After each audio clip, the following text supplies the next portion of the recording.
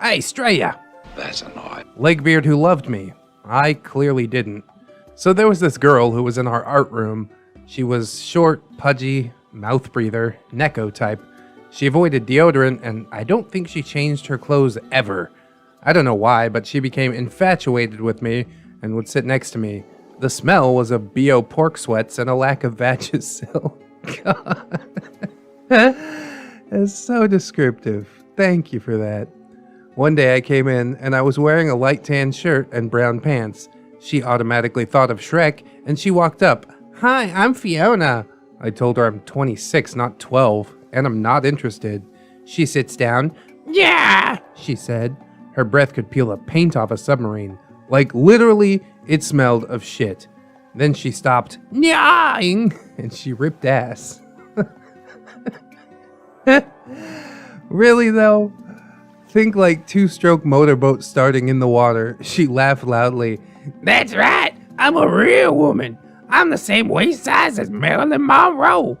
She paused and, just what I assumed, loudly crapped in her pants. I was like, just leave. I had enough. Legbeard sees me talking to an 8 out of 10 and was just asking for the time and the Wi-Fi password and some other questions. Legbeard runs up. Hands up, my man, skank! She and 8 out of 10 argued. Staff shows up. Legbeard freaks. Staff told the Legbeard to leave me alone.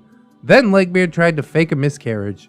Staff's story's so over the top.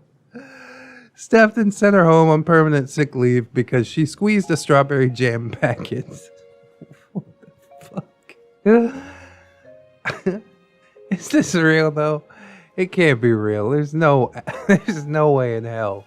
Tales of this Legbeard shitting her pants and faking a miscarriage have been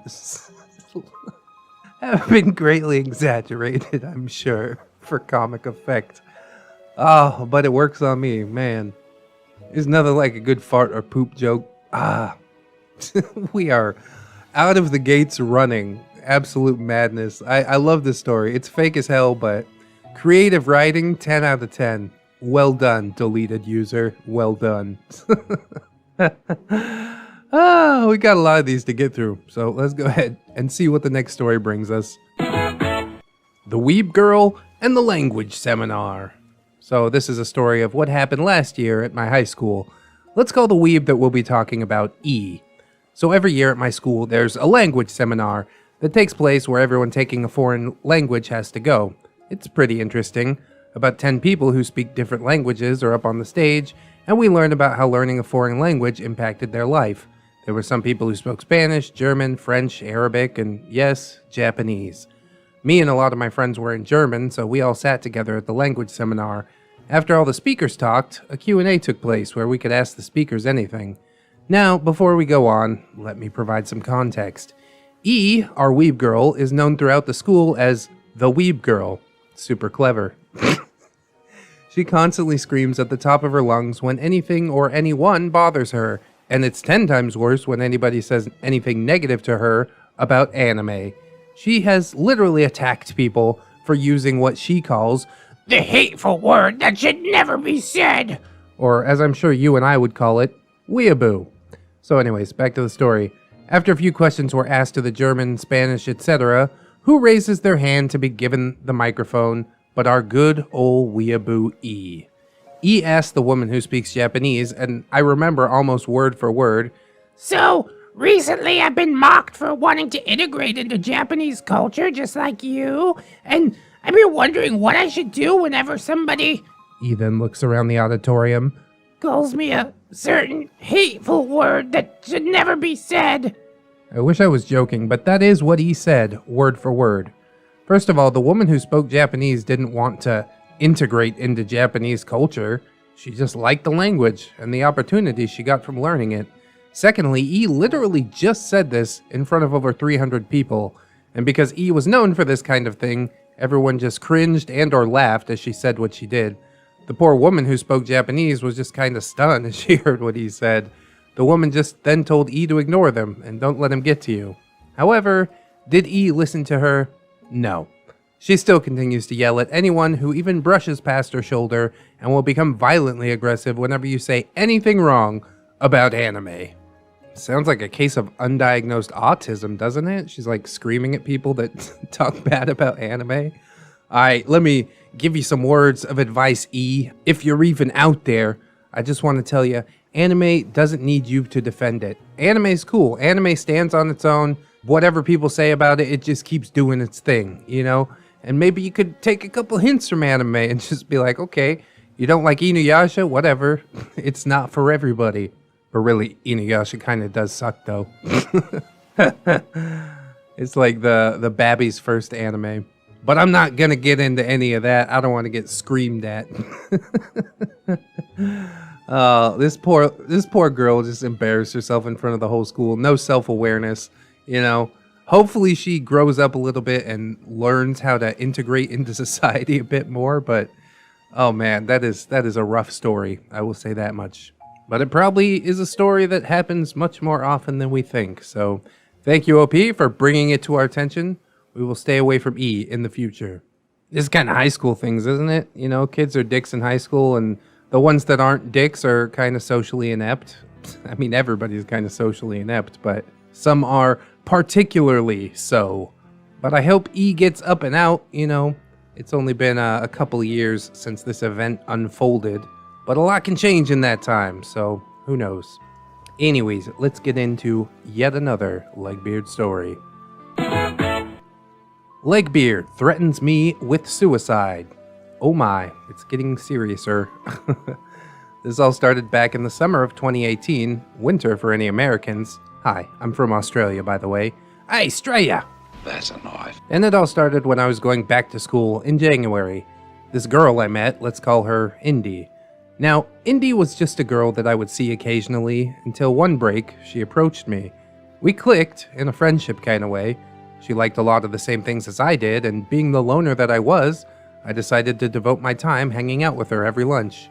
She then started texting me, asking me if I liked her. I ghosted these questions until she would ask me about something else.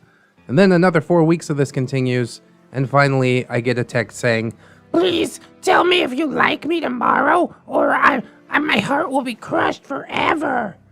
I didn't know how to respond, so at lunch tomorrow, when her friends weren't around her, I said that I didn't feel the same way, and I'd still like to remain friends.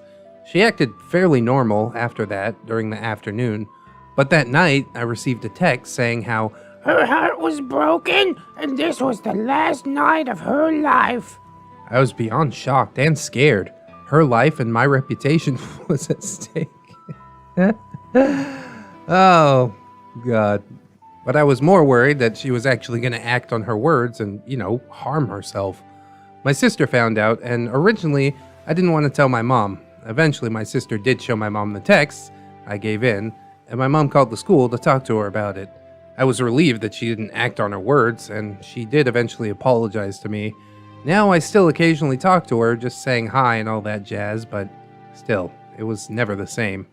Well, it sounds like you let her down pretty gently, but I think she had built you up in her head to a point of, like, you know, total god status. And it seems like maybe you have sort of a god complex yourself. Because OP is comparing, like, oh no, this woman's gonna kill herself. My reputation will be ruined. Like, what is wrong with you, dude? That's the dumbest thing you possibly could have said. I'm sure OP's a nice guy. You know, throughout the rest of the story seems nice enough, but that one sentence is just like way out of place. I gotta question what's going on there. Jesus.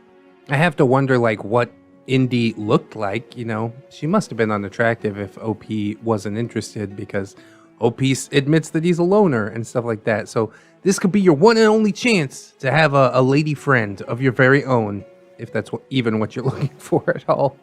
Which in high school, I guess it really shouldn't be a priority, but for a lot of people it is. And if this chick was like a total pig, then I want to hear about it, you know what I mean? What was so wrong with her that you're just like, no, it's never going to happen. We can be friends, but nothing more than that. At the end of the day, I guess we're both glad that your reputation didn't get ruined. Because that's the most important thing here, right? God. Just one line in the story makes me totally flip perspective. But I guess that's how it be in real life. Choose your words very carefully. Anyways, Not supposed to be a funny story, but I still found some humor in it. So let's go ahead and jump into the next one and see how it goes. You make your own food? You're obligated to feed pretty girls when they ask. Legbeard tales from the core. Job Corps. It's your boy, the art tech. Oh yeah, my boy, deleted user. What up, dog?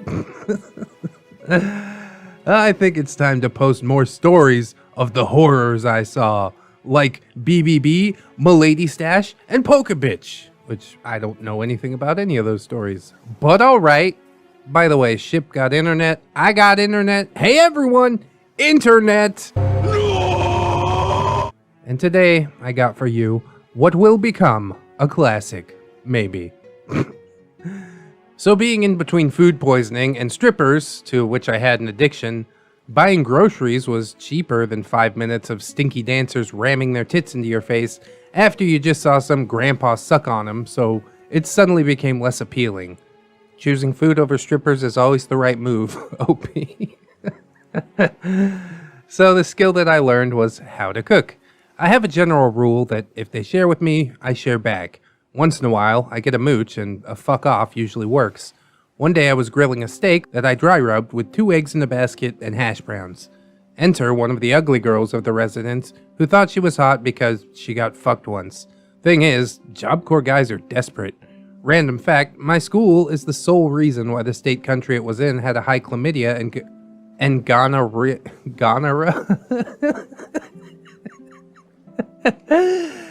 Yeah, that's gonorrhea, but from Ghana in Africa. Watch out for that gonorrhea, guys. Anyways, she sits down watching me slow cook my steak. You know how to cook. This is no fucking secret because I made cupcakes for my howl many times, and I bake cookies. Yes I do, I said, turning the steak. She walks up, arms behind her back, panning around me. That looks good. What is it? It's a fucking steak. It's steak, I said. Fake surprise. Steak? She then walked around and laid her fat ass on the table. Yeah, feed me, she said. What? She turned. It's a man's duty to cook for his woman. Yeah. I keep turning the steak. She gets close, gets ready to poke my steak. What are you doing? I snapped. You know you gotta feed pretty girls, right? Yeah. Elephant in the room. Why are you going yeah?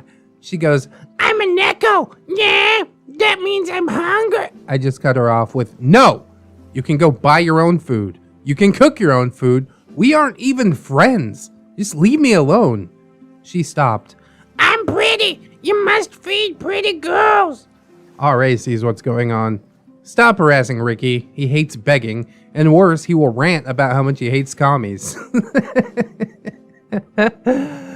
Oh, what the fuck is going on? So that's when Necko Legbeard decides to try something and tells a girl who was the local thought of the residence. She told that thought that I'm gonna make free food for her. Thought, of course, believes it. Thought puts on some strawberry whore perfume, Chem Strawberry, tightens her bra strap to razzle dazzle, and steps up. Hi, I heard you to cook. Care to share a little?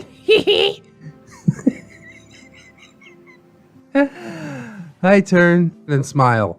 Buy your own food, learn yourself. And I throw my steak onto my plate. Thought sees me as a challenge. Not Legbeard's story, but I might share it later. Legbeard didn't know how to respond. Thought's bouncing around me trying to get my eggs in a basket or steak. R.A. gives her the Ricky hates beggars talk. I'm eating my breakfast. Legbeard runs up again. Yeah, give kitty food. Yeah, yeah, yeah. That's crying, she yells. I just want to watch my fucking Spanish soap operas in peace. She stopped. Fine, she yelled and stomped off. Later, she tried to spread a rumor that I was gay. Rumor failed because common knowledge was that I went to the strip club, and a flamboyant gay dude explained that I was very much straight but stoic. He said he watched me leave the strip club and also heard me talk about a girl I liked. Legbeard was stuck. Her view of cute failed. Gay rumor failed. so theft was the only option left. She tried to steal my dinner, loaded wedges. "Theft will not be tolerated," I yelled, almost emulating Liberty Prime. R.A. bolts in and tells Legbeard to go to the office. Legbeard is forced to act like an adult. Legbeard told the office that I wouldn't share because she's pretty and deserves free food. She ends up on kitchen duty in the school kitchen for 3 weeks. So in summary, stripper-addicted Job Corps guy thinks he's God's gift because he can cook food, tries to get his food stolen by a fat cat girl, who then throws the local slut who also fails, and OP gets to eat his food in peace, watching Spanish soap operas. What is the world anymore? Cat girls can be like totally cool and sexy and stuff, but you actually have to be, cool and sexy. That thought with the strawberry perfume might have made a pretty good cat girl, but it's a good thing that OP didn't exchange his steak for some pussy because, you might get that gonorrhea, right? This is actually a pretty good story, but, mostly for the mental image of just a fat girl in cat ears rolling around on the table like, feed me steak. I'm so pretty, you have to feed me. Oh, somebody has fed you quite enough. Get off my table. Get out. Oh, I'm so glad that this doesn't happen like every time OP tries to eat. It just seems like one day of fat girl trying to get her way. Oh, and we didn't even touch on the gay rumor stuff either. Like, that's how people know OP's not gay, because he goes to a strip club? Yeah, alright. That's what a real man does. He goes to a strip club. Strip clubs do nothing but make me sad, dude. I'm like, why don't you go home and give your dad a hug? You think your parents raised you for 25 years just so you could come in here and shake it? I mean, I guess they make pretty good money and stuff. That's why they tolerate it, but goddamn. It's dehumanizing to even watch. I don't have a strong enough stomach or a low enough sense of self-worth to go hang out in a strip club. Oh, there's a lot to unpack here, but I think I'm just about done trying, so we're going to jump into another story. And I hope that it's half as silly as the first one and this one were. Legbeard dates me, cheats on me, wants to get back at me, and stalks me. Oh, good. There's no punctuation. This will be fun. Hey, I've read and watched stories of Legbeards, and I have one that happened to me 3 years ago.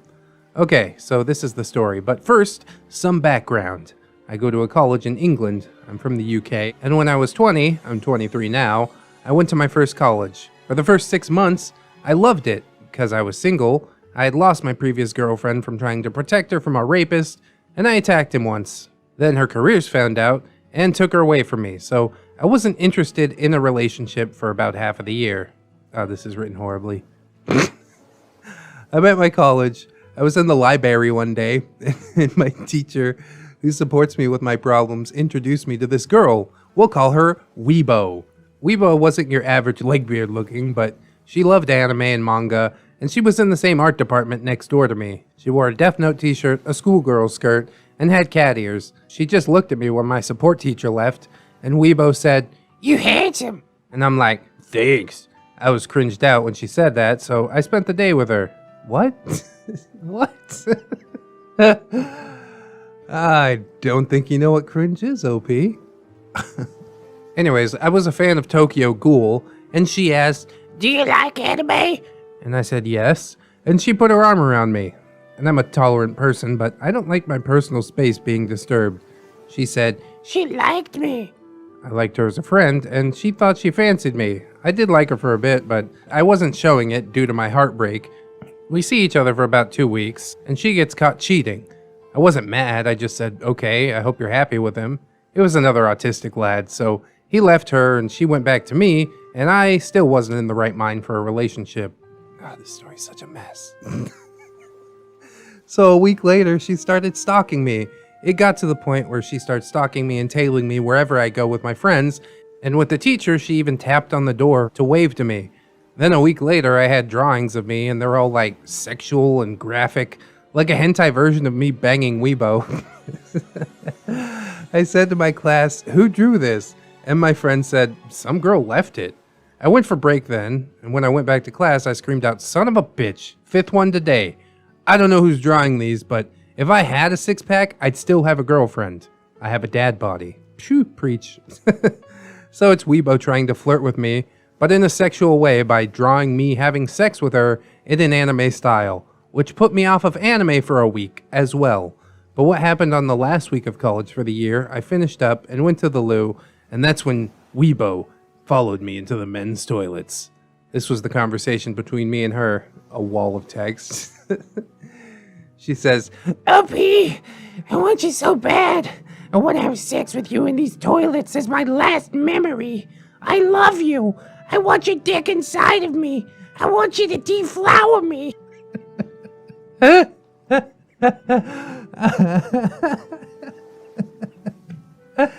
Jesus Christ. At this point, my jaw dropped and I wanted to be sick. A guy next door to me screamed out, "What the fuck? Get out, woman. This is the men's toilets, not the disabled." I put on my Manchester accent. I was born in Manchester. And I said, "Oi, get out, woman. There's no OP in here. Fuck off."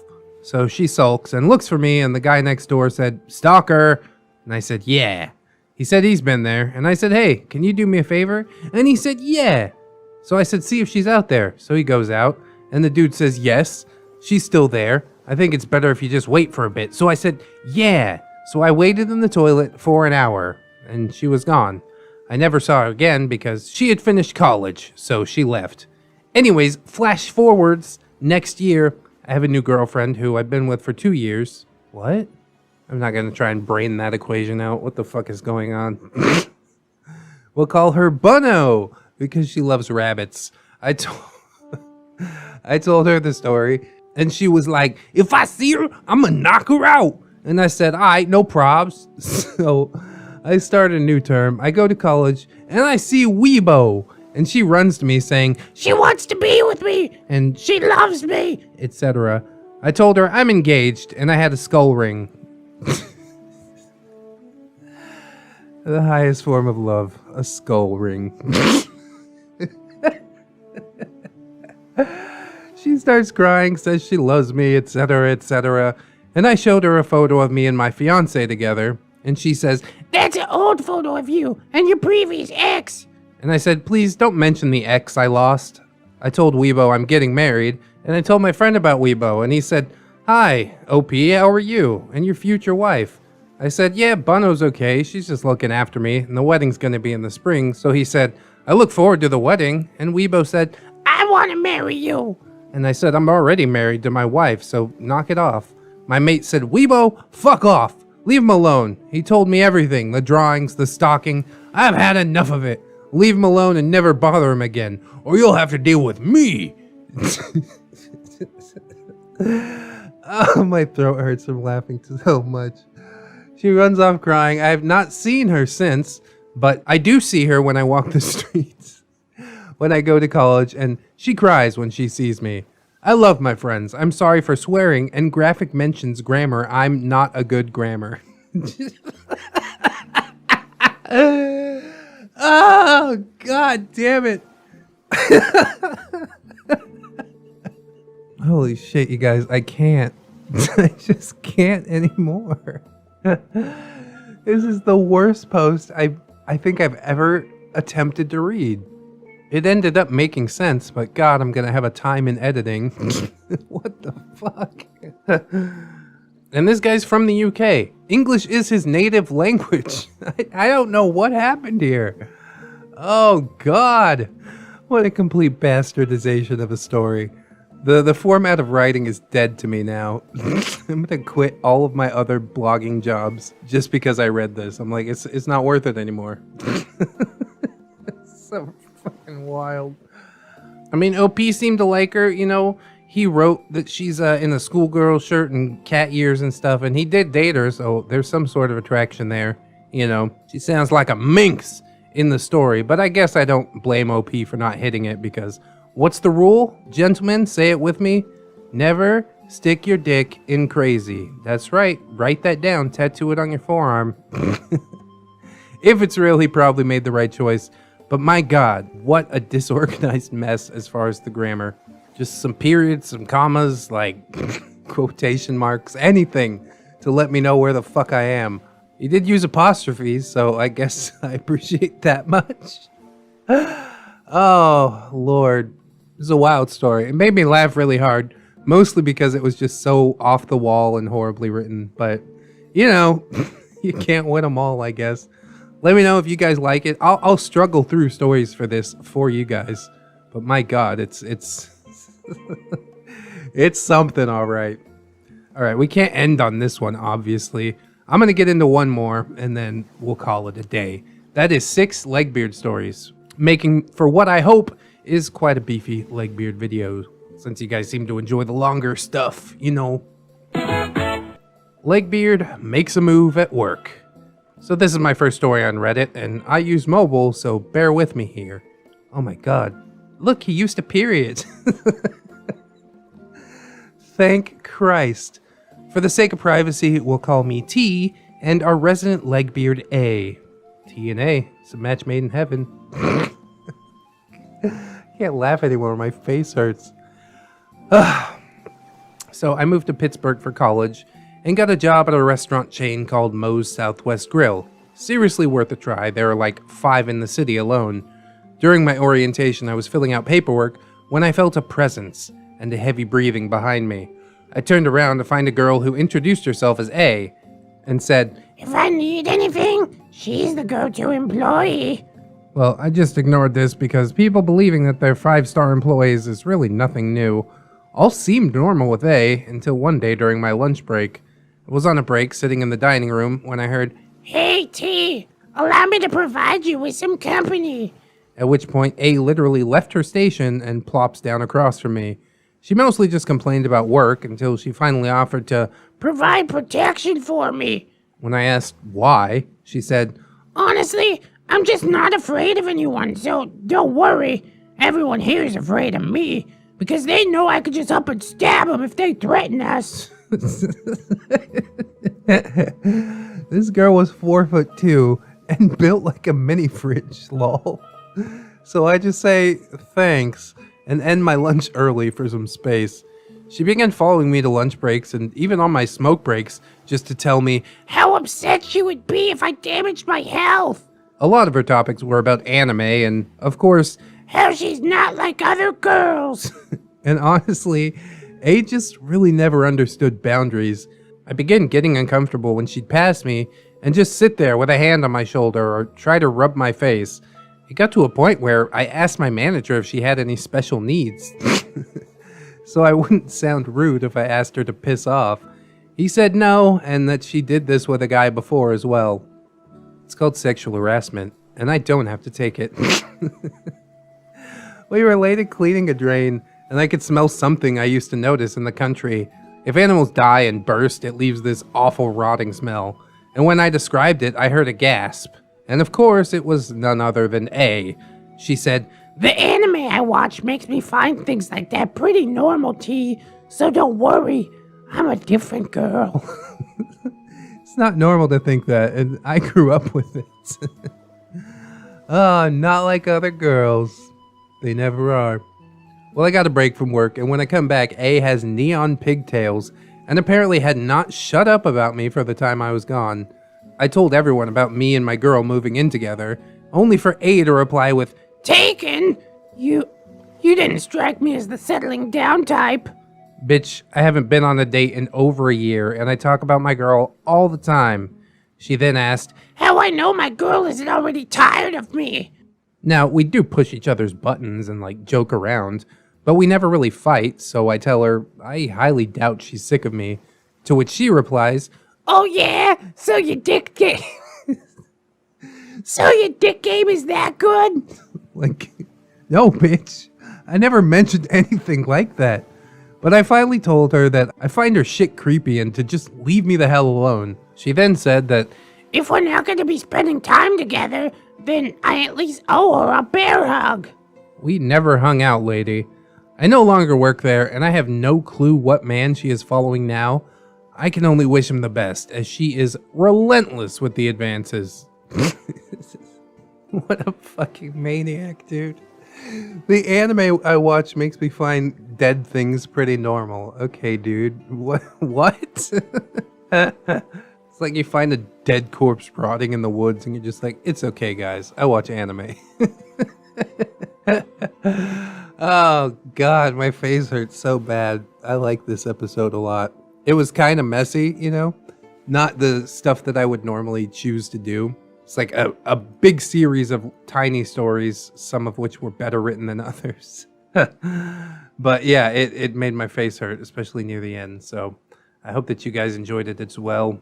I hope that you will like, comment, and or subscribe if you did. That is always appreciated. Also, check out the links in the description. Twitter, Discord, Patreon, Facebook, PayPal if you'd like to do a one-time donation. But of course, I have to thank my recurring donations, those patrons over on Patreon, my heroes. We got Damon Darkstar, Lady Nix, Crimson Albedo, Dot Nathan, Robert Waits, Just Austin, and Barlos Bugo, my heroes, helping me to live the dream. I definitely appreciate you guys so very much. If you see them in the comment, you thank them for keeping my motivation high.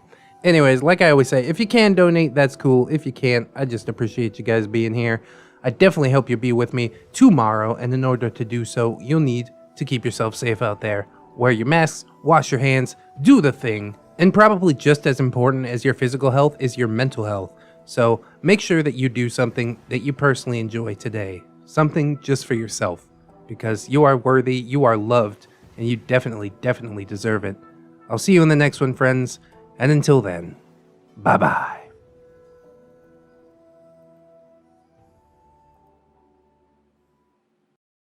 Oh my God, it was hard to stomach. And we'll warm up with a text post so you can kind of see what it's all about, maybe get some of the vibe that we're going for here. This is a post by Vanessa Black. Vanessa Black, didn't she make the Friday song? It's Rebecca Black. Anyways, she says, cheating is never funny. Please stop laughing about it. Liking a girl's meme more than once is cheating. I don't care. Please stop laughing at this. I've never been so hurt. I've never felt so betrayed in my entire life. If you're in a relationship and you like other people's memes, you are cheating. Once can be justified, but I went on the girl's account. Every meme I came across, he just happened to react. That's not okay. I have memes. I post memes. You don't need to react to another girl's meme. And yes, I am single now. You should have been single the whole time. Were you seriously crying over your boyfriend liking another girl's memes? What? It wasn't just one meme. It was multiple. I don't think that's gonna hold up in court, bro. God damn, that's so pathetic. Oh, maybe you just need to deal with the fact that her memes are better than your memes. We can't all be meme lords. That's just a statistical impossibility. But anyways, with that out of the way, let's jump into this first Legbeard story. Legbeard looks at porn in class. Classy. TLDR at the bottom. This happened a few years ago when I was a college senior. Both myself and Legbeard were studying for our master's degree. Same field of study, different subjects. Legbeard was outgoing and friendly. I never really had a problem with her. She was severely overweight and wore the same outfit every day. I feel a bit guilty commenting on her appearance. I'm not sure if it was due to financial status, but I really don't think keeping up her appearance was a priority for her. Nothing wrong with that, I guess. Legbeard absolutely loved anime. Had pins all over her sweater and backpack. She always talked about Hatalia. God, this Hatalia keeps popping up in these videos. We shared a class together where someone gave a presentation on World War II. After class, she started asking him about Hatalia, explaining how great it was, explaining the characters. She was talking so fast, I think he was too nice to interrupt her. It was in this class where the incident occurred. I like to sit in the front row so I wouldn't have to wear glasses. I wasn't as early as usual on this day, so I had to sit in the very back row, directly behind Legbeard. Legbeard used her laptop to take notes, while I preferred a pen and paper. I'm not used to seeing the backs of my classmates, but in the middle of a lecture, I look up and Legbeard is no longer taking notes. It looked like some sort of online comic strip or manga. I was curious and started peeking over her shoulders, leaning a bit due to her shoulder width. It was in black and white. I realized that I was looking at a yaoi webcomic. Yaoi, if you don't know, is like boy love, basically. And I do mean boys, generally like gay kids. Not my thing, but some people seem to enjoy it, I guess. It was pretty graphic. It seemed very heavily detailed. I was shocked that someone would be reading that during class. I don't know if she noticed me looking over her shoulder, but she clicked it closed. I never spoke to her again after that. Not sure if that was due to her knowing and being embarrassed, or if we just never had the opportunity. I didn't mention it to the teacher. I almost wonder how the situation would have been different if I had caught a neckbeard doing the same thing. TLDR. I mean, that's not one of the most egregious Legbeard stories that I've ever heard. I mean, you're basically being the creep in this story, OP, looking over somebody's shoulder, trying to get a peek at what they're looking at. Like, I don't know if I could really sign off on that one, you know what I mean? A lot of people have a lot of different kinks. I probably wouldn't suggest dragging it out in public, but, you know, at the end of the day, it's not like graphic pornography. It's just sort of a pornographic comic strip, which I don't know if that makes it any better, but I assume she was just reading for the story, right? Probably, maybe. In the middle of class is definitely not the right place to do it. I can't give Legbeard any points there, but yeah, just keep your eyes on your own paper, whatever you're doing. I don't think there's any need to put her on blast in class with the teacher, or even to put her on blast on Reddit, honestly. The most shocking thing of all probably is that these people are going for their master's degree. God. Humanity has failed. Anyways, one more story. It's gonna be a beefy one though, so prepare yourselves. The not so marvelous adventures of cosplay Legbeard. Hooray! It's funny how recently I discovered that I actually had a few different encounters with neckbeards and legbeards. I, for the longest time, had thought that I could see right through people, by which I mean that I'm an extremely good judge of character. But being only human, I know I'm bound to make some mistakes with people. One story in particular that stands out comes from my college days, about 5 to 7 years ago. Some of my recounting may be a bit fuzzy, but I still remember most of what happened. But first, let me introduce the cast. OP, new to the college scene, huge geek, loving anime, video games, cosplay, you name it, kinda awkward and shy. Cosplay Leg, Cospleg, the Legbeard of our story. Ruby, an old friend from high school who's 2 or 3 years older than me, who's been like an older sister to me. She's mainly prominent in the beginning of the story, but is a huge piece regardless. Saya, another friend from high school who was a year ahead of me and attending college at the beginning. She plays a very small role, but nonetheless is important, as you will see. Dane and Angel, the 2 best friends that I could ever ask for, who have also witnessed and been dragged into the BS of cosplay. So technically, though I said that this took place during my college years, this all technically started back in high school. Though I had close friends in my own grade, I was closest to a few upperclassmen. I'll call them Ruby and Saya for the sake of this story. Ruby I'd known for much longer, and she treated me like I was her little sister since I had no siblings, and Ruby also didn't have any siblings. I was absolutely devastated at the end of my sophomore year when she finally graduated and went off to college. I live in a small town that's basically kept afloat by the local military base, so the vast majority of people around our area are military of some sort, and after graduation they usually move away. But thankfully, Ruby didn't. And we still kept a close relationship, texting each other and staying over at her house and eventually her new apartment. I was invited over for her New Year's Eve party my senior year, and I noticed that Ruby seemed extremely aggravated and angry at the party. Once everyone else had arrived, Ruby kept going on about this cosplay person who I had never heard of. Everyone else at the party also jumped in talking about how nasty this person was and how terrible they were. Ruby and the others then warned me at the party about her, giving me a description of her and telling me to just run in the opposite direction. I would be going to the same college as her in a few months, so they had to give me a heads up. Now, though I love Ruby, I also know that she could hold grudges and sometimes get upset about what I sometimes perceived as minor things. Well, obviously I'm writing this story out for you, so you probably already figured out that I didn't heed her warning. Not long after that, I was hanging out with Saya at our local mall, having a great time and stopping to get some Taco Bell, when I finally meet the infamous cosplay. She stopped to talk for Saya for a good couple of minutes, but in those few minutes I was taken aback. I couldn't tell if it was BO or her mouth or both, but oh my god, it was hard to stomach. Her teeth were so infested with plaque that it looked like the news of a toothbrush had just never reached her. Now, I'm not a mean person, and I generally don't judge people by their looks, but you can only ignore a gross smell for so long. Later, Saya tells me a bit more about Cosplague, saying how she felt kinda bad for her after the falling out that she and Ruby had. As it turns out, Ruby and Cosplague were best friends and met when they first started college. They both liked a lot of the same things, especially Homestuck. Yes, Cosplay was obsessed with Andrew Hussey's comic, Homestuck. Don't get me wrong, I was a pretty big fan of it, and had made some crappy cosplays, made artwork, and even roleplayed from it, and I still enjoy it to this day.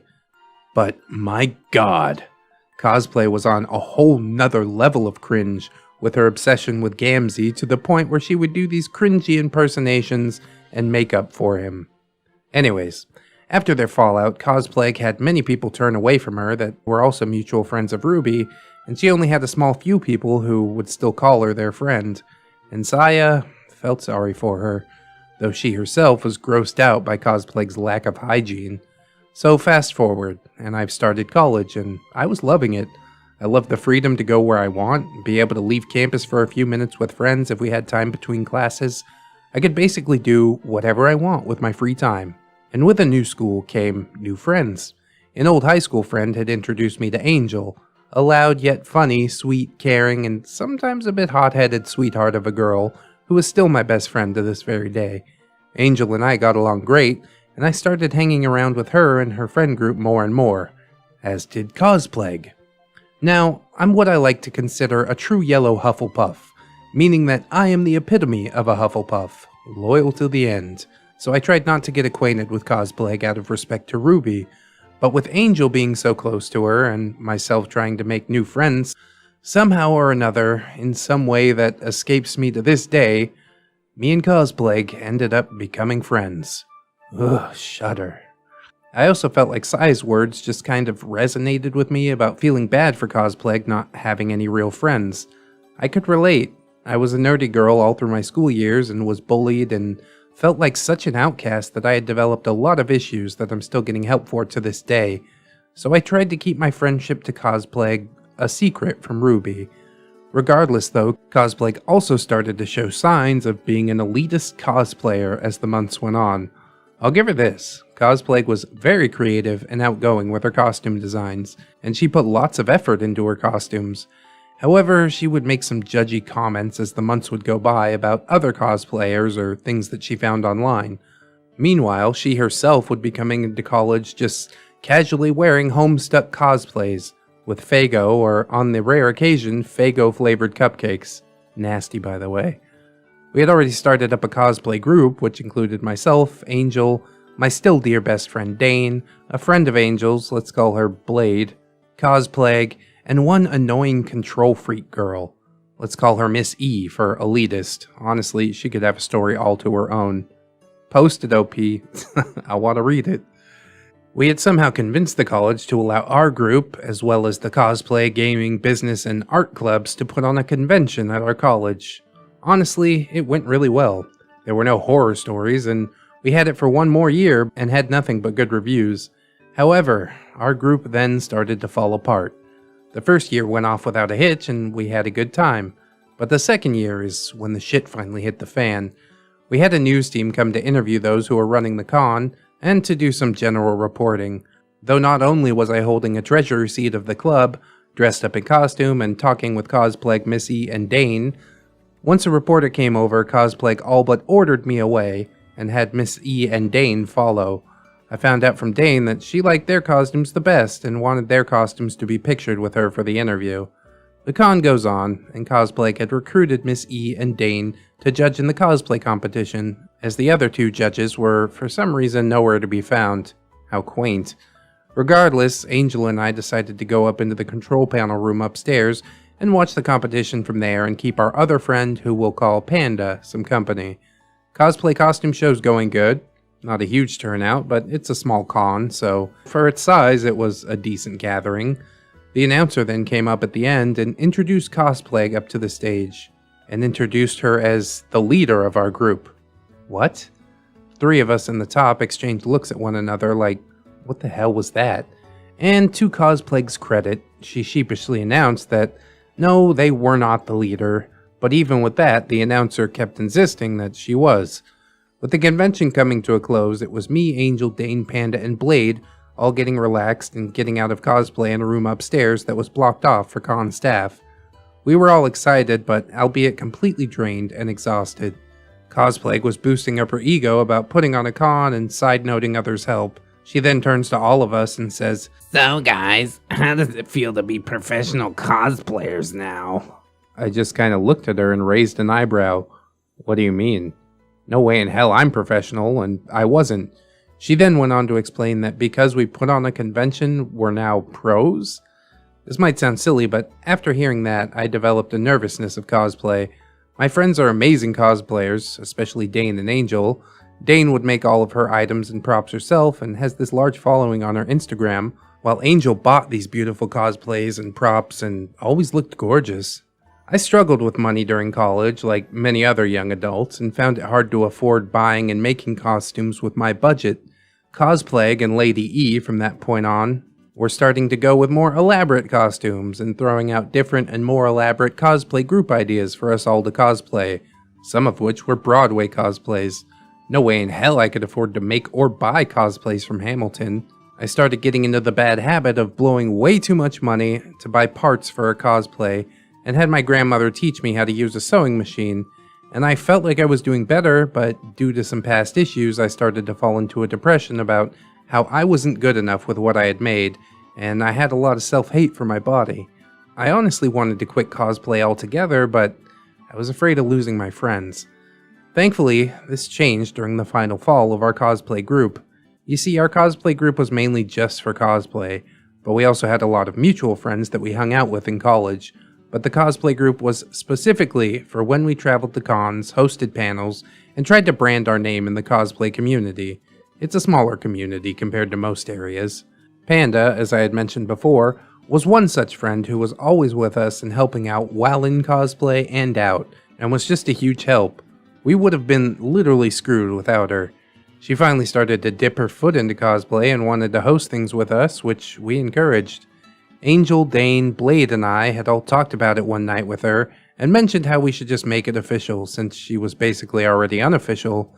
Being as though there is not a leader of our group and we're supposed to be a democracy, we see no issue with it. But Cosplague and Miss E had something to say about it. We messaged them later on that night saying something along the lines of, "Hey, voting that Panda should be made official as a member of our group is on Twitter." To which everyone agreed, except Cosplague and Miss E. Some info on Panda. She was dubbed the baby by all our friends, and we felt the need to protect her since she was smaller and a bit younger than us and just, in general, a sweetheart who was always willing to help out. She had been an especially good friend to Cosplague through all of her elitist attitudes and overall bad hygiene, and would generally give her the benefit of the doubt. Cosplague came back saying that, Well, they're an honorary member, but I think I need to think on it more before we actually add a new member. To which Miss E replied in the same fashion. This pissed the rest of us off and hurt Panda's feelings, and I started to point out facts to them about how stupid that sounded and that it was 4 against 2. They requested to have time to think about it, so we all just dropped it for about a week of no talking as we needed time to simmer down. Then, the following week, I found myself at Walmart with my mother, helping her get groceries for a summer party we were throwing. My phone's going off in my pocket, and it was Angel. You need to check your texts. So I did, and sure enough, it was Cosplague to our group chat saying, Welcome to our newest member, with a screen cap of our Twitter account welcoming another friend, instead of Panda. I was fuming at this, and immediately fired back at her saying, Awesome, great, where's Panda's? To which we all got a response of, Well, we still need time to think about Panda. Side note, I'd been completely fine with this other friend joining us as I would any friend, But I was so pissed off that Cosplay didn't even acknowledge her own friend. So I immediately posted, I'm afraid I can no longer be a part of this group if we can't even acknowledge friends. This is a group for costumes, not a clique. I don't want to be a part of this anymore.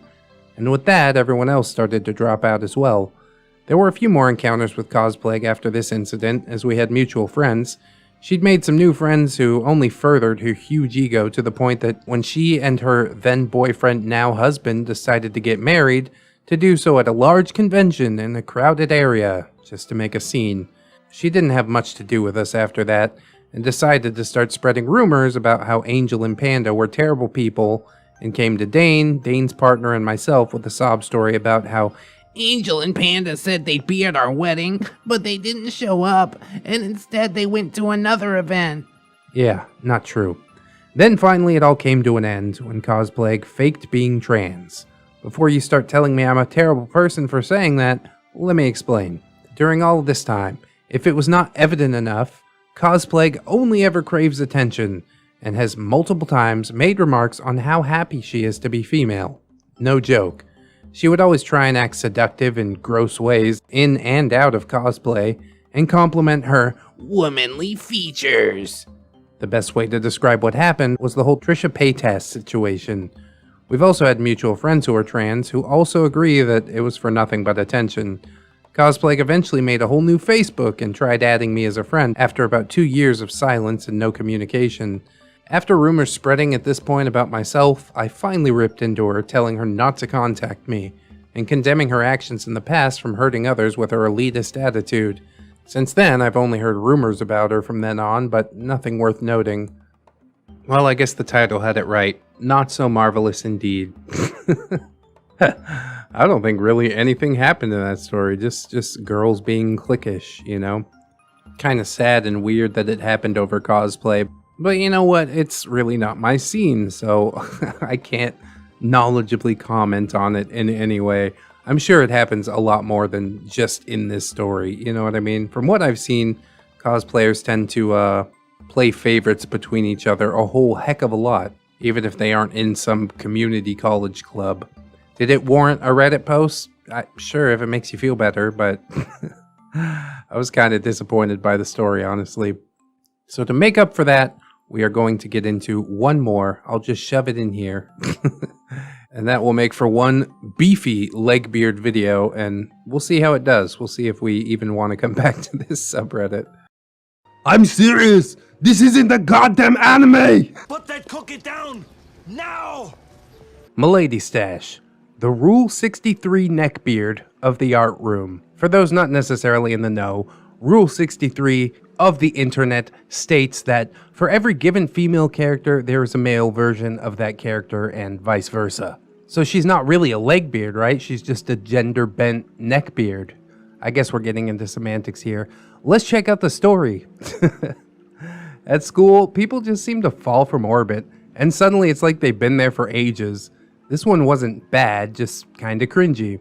So I returned from my internship, and the school just seems flipped, where SJWism has risen like the Third Reich, just short of trans flags and third bathrooms. It was absolute hell on earth. I get to the art room, and BBB had just announced that she was graduating, thank God, and I saw some new faces. We will get into the BBB saga at some point. One of these new faces being this person who I legitimately thought was a really, really fat man with a man bun and a mustache, as anything over 200 pounds and slightly sensitive while wearing a tank top was suddenly trans at that school. Milady Stash, tell us about yourself? Confused as shit. Hi, I'm a classic woman. I like Puppy Cat and Bee, Adventure Time, and like stuff and things. God, she talks like Pendleton Ward shit writing style. She stares me down and sits. This is gonna end bad, I thought. Milady Stash, aside from BO and having grooming tips from Donna Mash, was legitimately annoying, but not as bad as BBB and Pokebitch, but still, something just ain't right. So one night, either going out to get laid or get groceries, spoiler, yes, to both, I assume. If you'll recall, OP is addicted to strip clubs. When Milady Stash saw me standing alone, she walked up. Hey, need a ride? I told her, no, I'm taking the bus. You sure you don't need one? As she got closer, no, it's fine. I'm good. She got so close, I almost blew my verbal equivalent of a rape whistle. My parents are coming. It's warm inside our van. She looked over, and this mid-80s Dodge camper van rumbles up. Door opens. Some dude who looks like a 90s Latin drug dealer has the door open.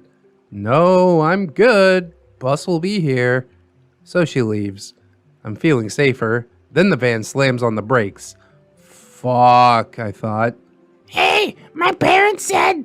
I loudly yelled, no! Almost sounding like Hank Hill. The van peeled off down the road. I was shopping and getting ready to leave with the Craigslist chick that I had met, and I saw the rape van of Milady Stash. She was sitting up front, busy watching Steven Universe. I just passed by without her noticing. Milady Stash attempted multiple times to gain my attention, jumped into any argument I was in, backing me up, even if I was knowingly wrong. She tried to touch me, least on the shoulder, which was met with a casual slap of the hand. One day, she tried the following with me. Hey, I defend all your opinions, and I was just wondering if you're, like, single and stuff. I had a full role reversal, wherein I explained that relationships are based on budding friendships that grows into something special between two partners who feel that they need each other for the rest of their life. Milady Stash got mad. I defend... And I interrupted her. No, no, no. You interjected all the time. I'm an adult. I'm here to learn and get a job, not meet people. Nothing personal. But I help you clean the art room, she said. Yeah, it's all of our jobs to do it, and I thank you for helping, but I'm not here for finding love. I'm here to find a career, and to be honest, mine requires that I'm gone for months in the ocean. She was shocked and walked away. She came back with her iPad, earbuds, and wearing a black hoodie. She watched all the depressing episodes of her shows just to hide the fact that I turned her down. Then she painted angry fan art for her DeviantArt of an angry blue girl. But this isn't a bad story in the end, because she did get a guy the following year. And this guy was a geek, nice guy, neckbeard, multi-class trifecta. And not just that, but her roommate tried for her several times. Dude was beta as hell, single dad, but still a good dude. I'm just never a fan of this OP. In the fat cat girl story, I wasn't impressed by his behavior. And in this story, I'm even less impressed. Like, okay, you turned a girl down because she had a mustache? Good for you, bro. She seemed like a legitimately nice chick. But you turned her down because she's overweight and had a bun and a mustache? And some BO, but, you know, all that stuff can be worked on. I guess I can understand if you just aren't physically attracted to a person, but does it really warrant a Reddit post? I would argue that indeed, no it does not. Basically nothing happened in the story. OP would rather go get herpes on Craigslist than actually try and find a person who's like attempting to make a real connection. It's just pathetic, honestly. And then even at the end of the story, he's like, yeah, she's with this beta male. It's like, dude, you think you're God's gift to women because you fuck chicks off Craigslist and go to the strip club? And then he's like stalking this girl's DeviantArt just to be like, oh, I wonder how she's taken the fact that I rejected her. Like, such a douche, dude. You're a Job Corps guy, okay? You couldn't even find a real career without somebody holding your hands. Okay, but now I'm dropping firebombs. We still got a couple more of these stories to go, so I'm just gonna put a lid on it until we get to the end. I'm gonna struggle through despite the terrible writing style, and then I can really unleash my inner thoughts. Like I said, we are gonna do another one of his sagas. I don't know why I punish myself like this. I guess for your guys' enjoyment. But anyways, with all that said, let us reluctantly jump into the next story.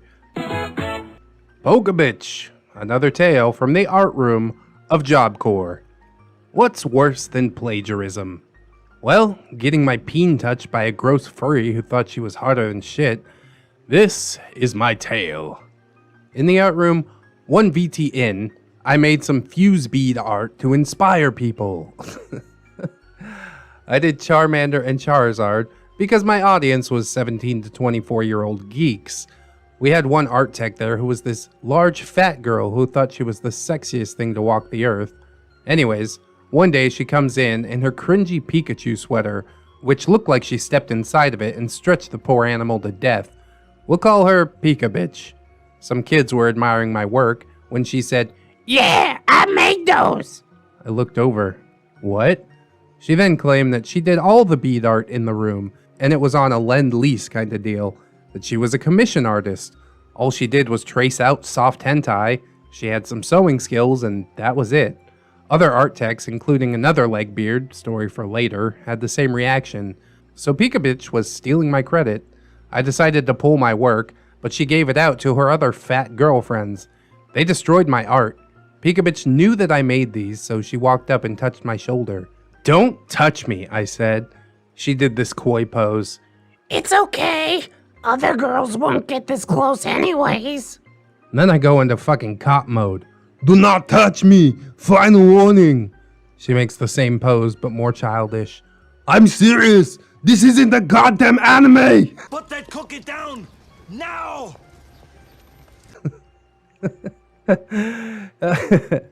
Meantime, she stalked me for some reason. One day she was in her Pikachu sweater and she had her cheeks rouged. I just got back from the sea and I was tired as fuck. She was standing there and she goes, Pikachu! I just walked past her and she yelled, Really? You ignore me? Fast forward to a few months later. I was in a meeting and Pika Bitch was being obnoxious, as usual. Aside from stalking and sexually abusing people, she sat really close to me, the smell of BO and wet dog coming off of her. I got up and she went, Hey, OP! and she got within inches of me. I was holding the urge to belt her. She reached forward, touched the tip of my dick in my pants, yelling, Boop!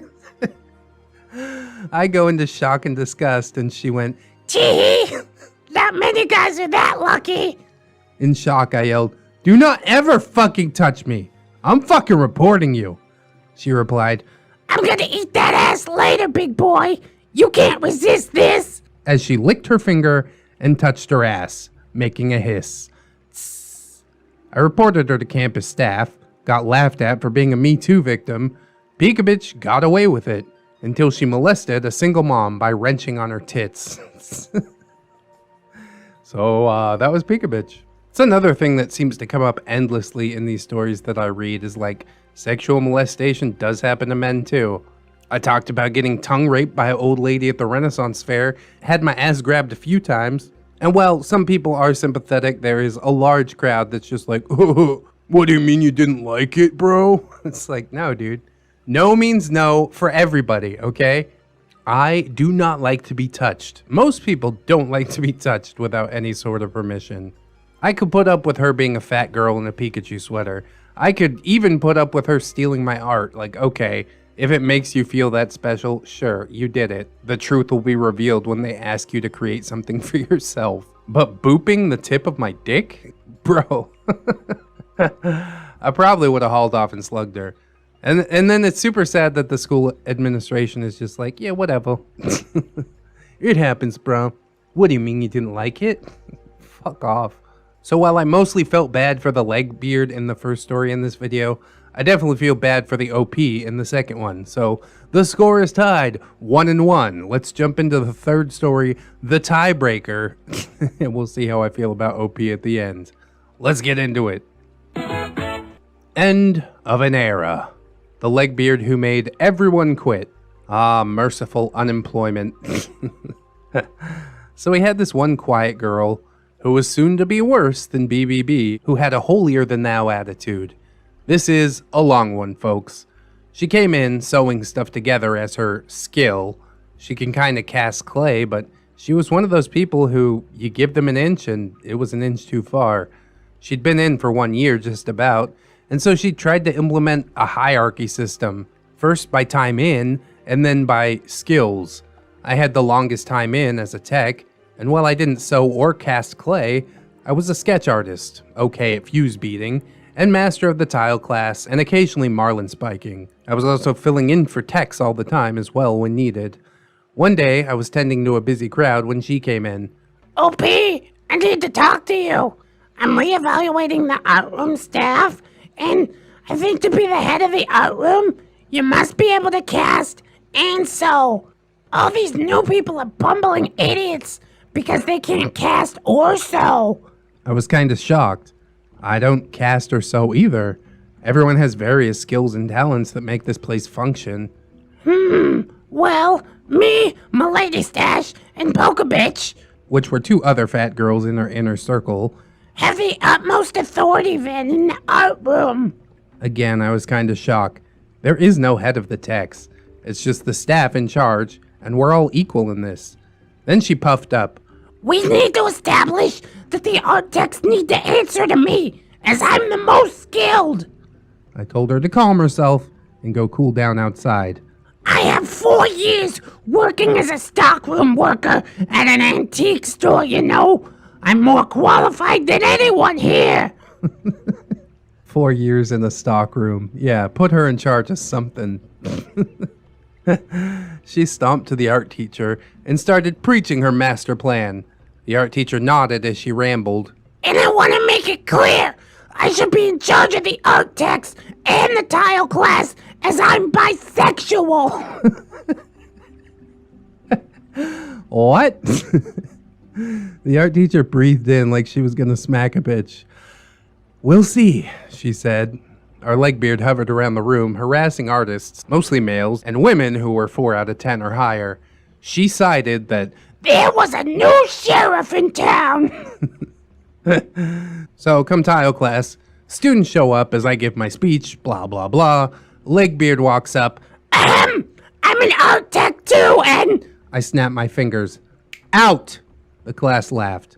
She walked to the paint booth for our pottery supplies. this room is now closed as head art tech. She announced, slamming the door and locking it. She waddle stomped around as the class was nervous. I go back to my class when she comes back. You have 30. I turned. Leave now, I ordered. She waddle stomped back. I got the pottery booth open again, and the class awkwardly going.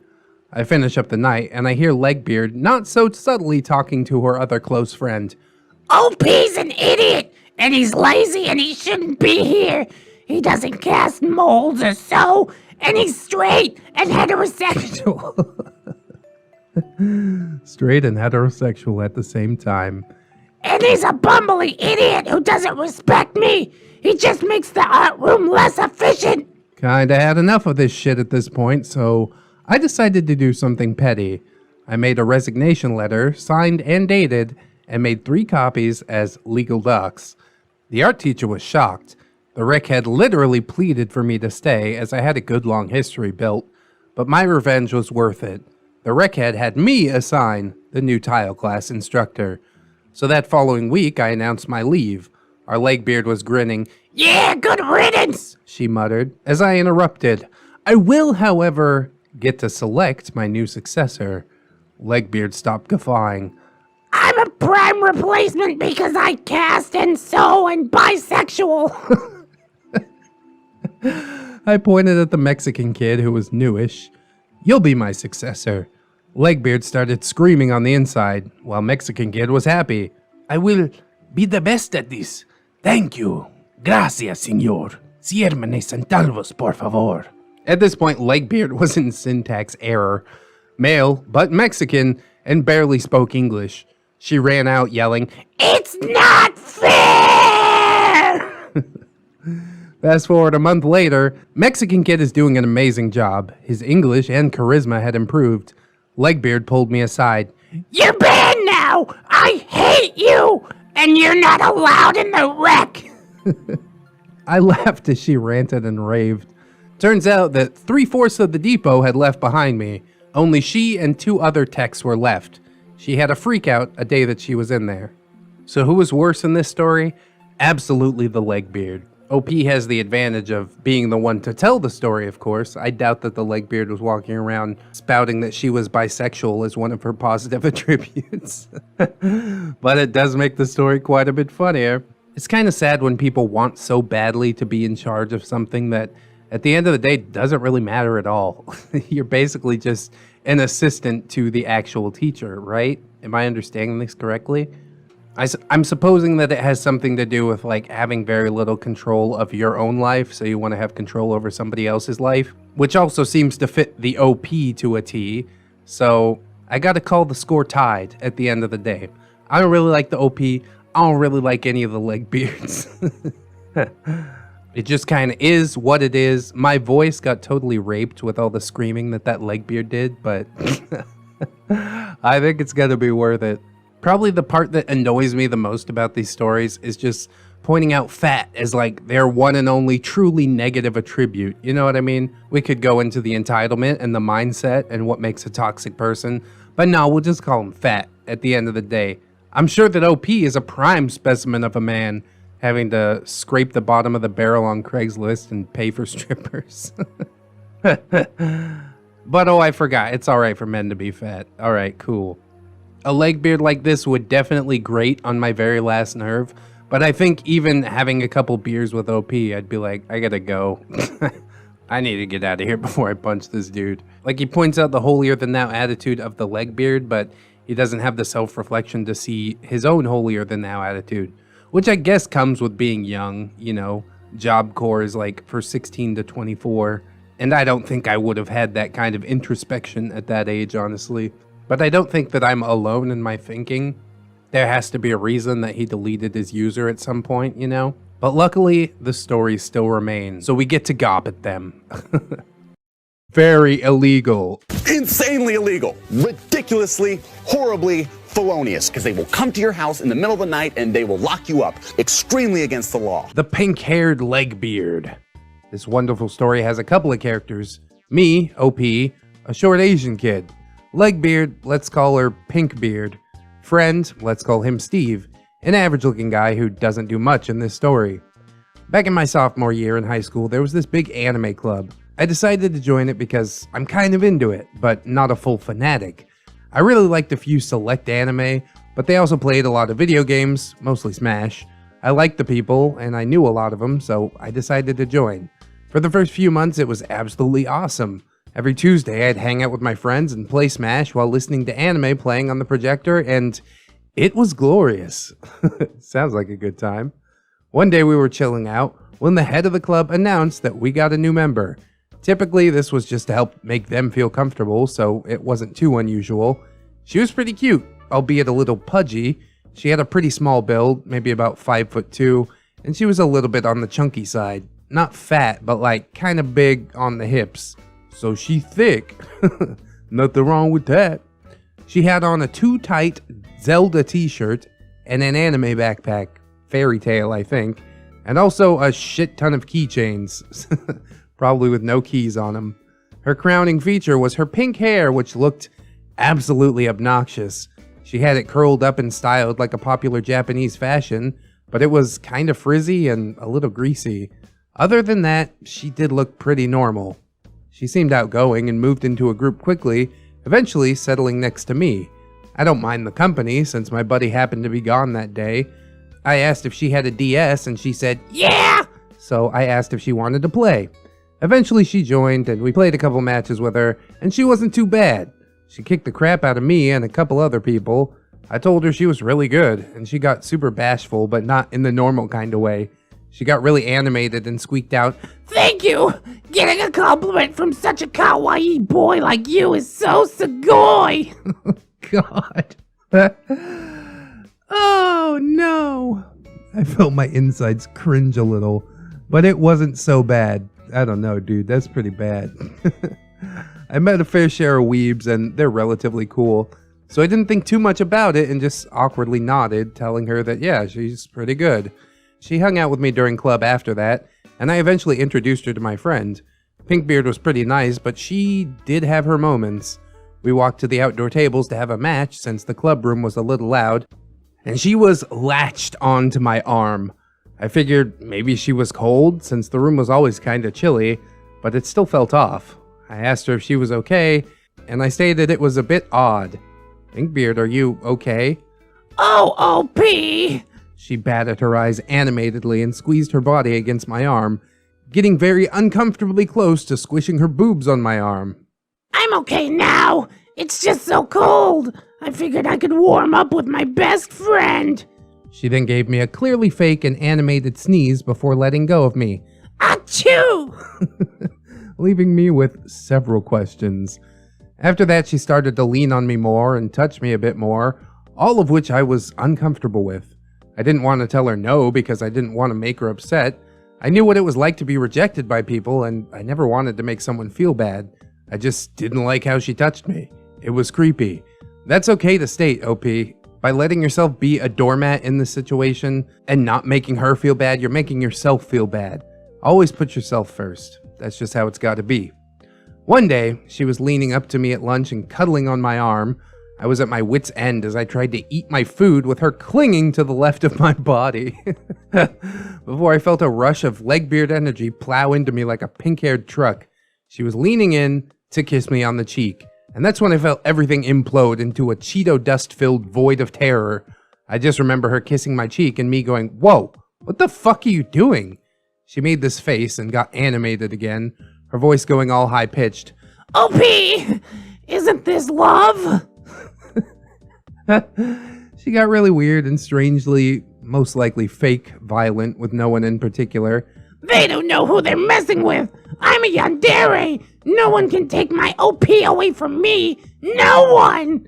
She began to laugh hysterically, which drew over everyone's attention, leaving me red-faced and trying to hide behind Steve. I just wanted to die. She just ran off, laughing like a nutcase, before I awkwardly left and went back to my classroom early, where thankfully I could go inside. I didn't see her much after that, which leads to a pretty anticlimactic ending. She followed me around for a bit and stuck weird sticky notes to my locker, but that eventually stopped when I visibly did not care. In truth, I was fucking terrified on the inside. I'm just guessing that me freaking out scared her off a little. She would occasionally do some weird shit in the halls, but it wasn't directed at anyone in particular. Over time, she started messing with other people and left me alone, but I did watch her hair change slightly. Her hair color changed a few times over the year, but nothing else. TLDR. Wasn't a crazy story. Kinda glad it wasn't. Neckbeards are weird people. I think that last part goes completely without saying, OP. But I'm glad to have like a light story to start this off because things are going to get heavy a bit further into the video. Like I stated earlier, you were perfectly within your rights to tell that woman off. You probably should have. Shouldn't say woman, she's a girl. You guys are in 10th grade. Is this what love is? No. Absolutely not. Not in 10th grade. You're not even close. She definitely seems like a weird chick, but it also seems to me like OP could have had almost a thing for her if she had just approached it a bit differently, tried to be a little bit more quote-unquote normal. At least don't drop random Japanese phrases into sentences. She's using them correctly as far as I can tell, but it's still pretty cringe. She's like one of those people that gets a little too absorbed in media. You know, she's watched anime, and this is how that anime character got the protagonist to get with her, so I just have to act like that. She's not really in touch with reality, you know what I mean? And it leads to some very awkward situations. I think we see this a lot in a culture that has become more and more media intensive. You know, people just have this disconnect from reality. I'm doing more research on it. You know, the science is still out, but it is quite a terrifying thing in a lot of cases. And if it's not outright terrifying, then it is at least weird and cringy, which is what I got out of this story. It wasn't a crazy story, but it was a story about a crazy person. So I think it qualifies as quality Legbeard tales. Anyways, with that out of the way, let's get into the next one and see how it goes. I dated a neckbeard while a legbeard stalked him. Well, that's tragedy on two fronts, isn't it? Sorry if the formatting is weird. I'm new to Reddit. I've watched tons of Reddit videos and finally decided to share this. Also, English is not my mother tongue. This happened around 5 years ago. I was 13, and I am a huge weeb. Because I was such a weeb, I couldn't really make friends with the same interests, so I decided to join an online chat room. I found an app called Geeking. God, I did hear about that while it was ongoing, and it is a cursed app. I'm sorry already. But let's get into it. This app was not for kids at all, and luckily it was eventually shut down. Geeking was an online app made for role-playing, or just chatting. You could see where the cringe comes. It had tons of chat rooms, and I made a ton of friends there. Then I got a private message from a man that I met in a chat room. We will call him Jaden because he had some kind of thing for King Jaden from Yu-Gi-Oh! At first, talking to him was a lot of fun, and I kept talking to him. I can't say how he smelled like, but he looked like a textbook neckbeard. Fat, with pubes on his face. He was 23 at the time. Very illegal. Yeah, a decade older than a 13-year-old. Stay away. Creepo. He told me he had a thing for me, and I said I'd online date him. Jesus. He decided to put my username in his bio to show everyone that he was dating me. Look at this child I'm dating, everyone. Uh-oh. Somebody call the menfolk to come hang this dude. Anyways, now's where the real crazy starts, as if we weren't there already. I feel like I'm trying to ease in, but I feel like I'm hitting you guys with both barrels. Jesus. I started getting DMs from a random girl. Let's call her Candy because that was in her username. She was nice at first, and after a few days I considered her a friend. She started talking about my relationship with Jaden. This continued to the point where it was all that we talked about. Me and Jaden were fine at the time, meaning nothing had happened yet, but it was still very illegal. Quickly after, Jaden started being super sexual with me. He had a thing for BDSM and told me to do what he says because I was his submissive slave. I was still 13, for fuck's sake. I told him that I was uncomfortable with it, but he told me that I had to do what he says, and that if I don't, then he could go back to his ex. He'd often compare me to her, saying that she's a lot prettier than OP and all over him all the time. Because I was young and dumb, I went with it. I sent him nudes too. Oof. I was very uncomfortable with this, but I thought I was in love. Kids don't know what that means, man. I was getting closer to Candy, and she showed me what she looked like. She was overweight, looked very dirty, like her hair was super greasy, but yeah, I can't say how she smelled. I told her what was going on with me and Jaden, and she told me, you should be happy that someone like Jaden wants you. I was very hurt by this, and I told her how hurt I was, and she just said, if I was Jaden, I would do anything he wants. He'd be so much happier with me. I felt my heart sinking. Not only did my friend say these things, but I felt like I was at risk of losing Jaden. Then it hit me. Did Candy know Jaden, or was she basing her opinion on what I had told her? So I asked. She said that she'd met him in a chat room a year ago, but never talked to him in private, but still checked his profile often and found out that he was dating me. I got mad and told her not to talk to me again. She told me that she'll just start talking to Jaden, and he'll probably want her more than me. So I blocked her. I told Jaden what happened. He got mad that I was talking to someone about him, and he said, I should talk to only him and never talk bad about him behind his back. I just said I wouldn't do it again. Jaden said he was super mad at me, but I could make it better one way. And that was sending nudes, of course, and having a dirty role play with him, of course. So I did. God, so cringe, dude. My heart breaks for this 13-year-old child. Jesus Christ. This kept going on for 3 more months. Every day I would sext him because that was the only thing he wanted. I got tired of this, so I decided to just break up with him. Good move. I told this to him, and he got very angry. He said, he had tons of girls, and he doesn't need me anyways. I just said, okay. Then he said, he could just move on to Candy. I didn't even reply. I was hurt that he was talking to her when I wasn't even allowed to have friends. I unblocked Candy and told her that she can finally have Jaden. She replied that she already has him, and they were having sex. Online. Lol. I was hurt, and I blocked them both. Thank God. They totally deserved each other. Thank you for reading. I hope it wasn't too confusing, and that you enjoyed reading it. I don't think enjoyed reading it is the terminology that I would have used. It broke my heart, if that's what you're looking for.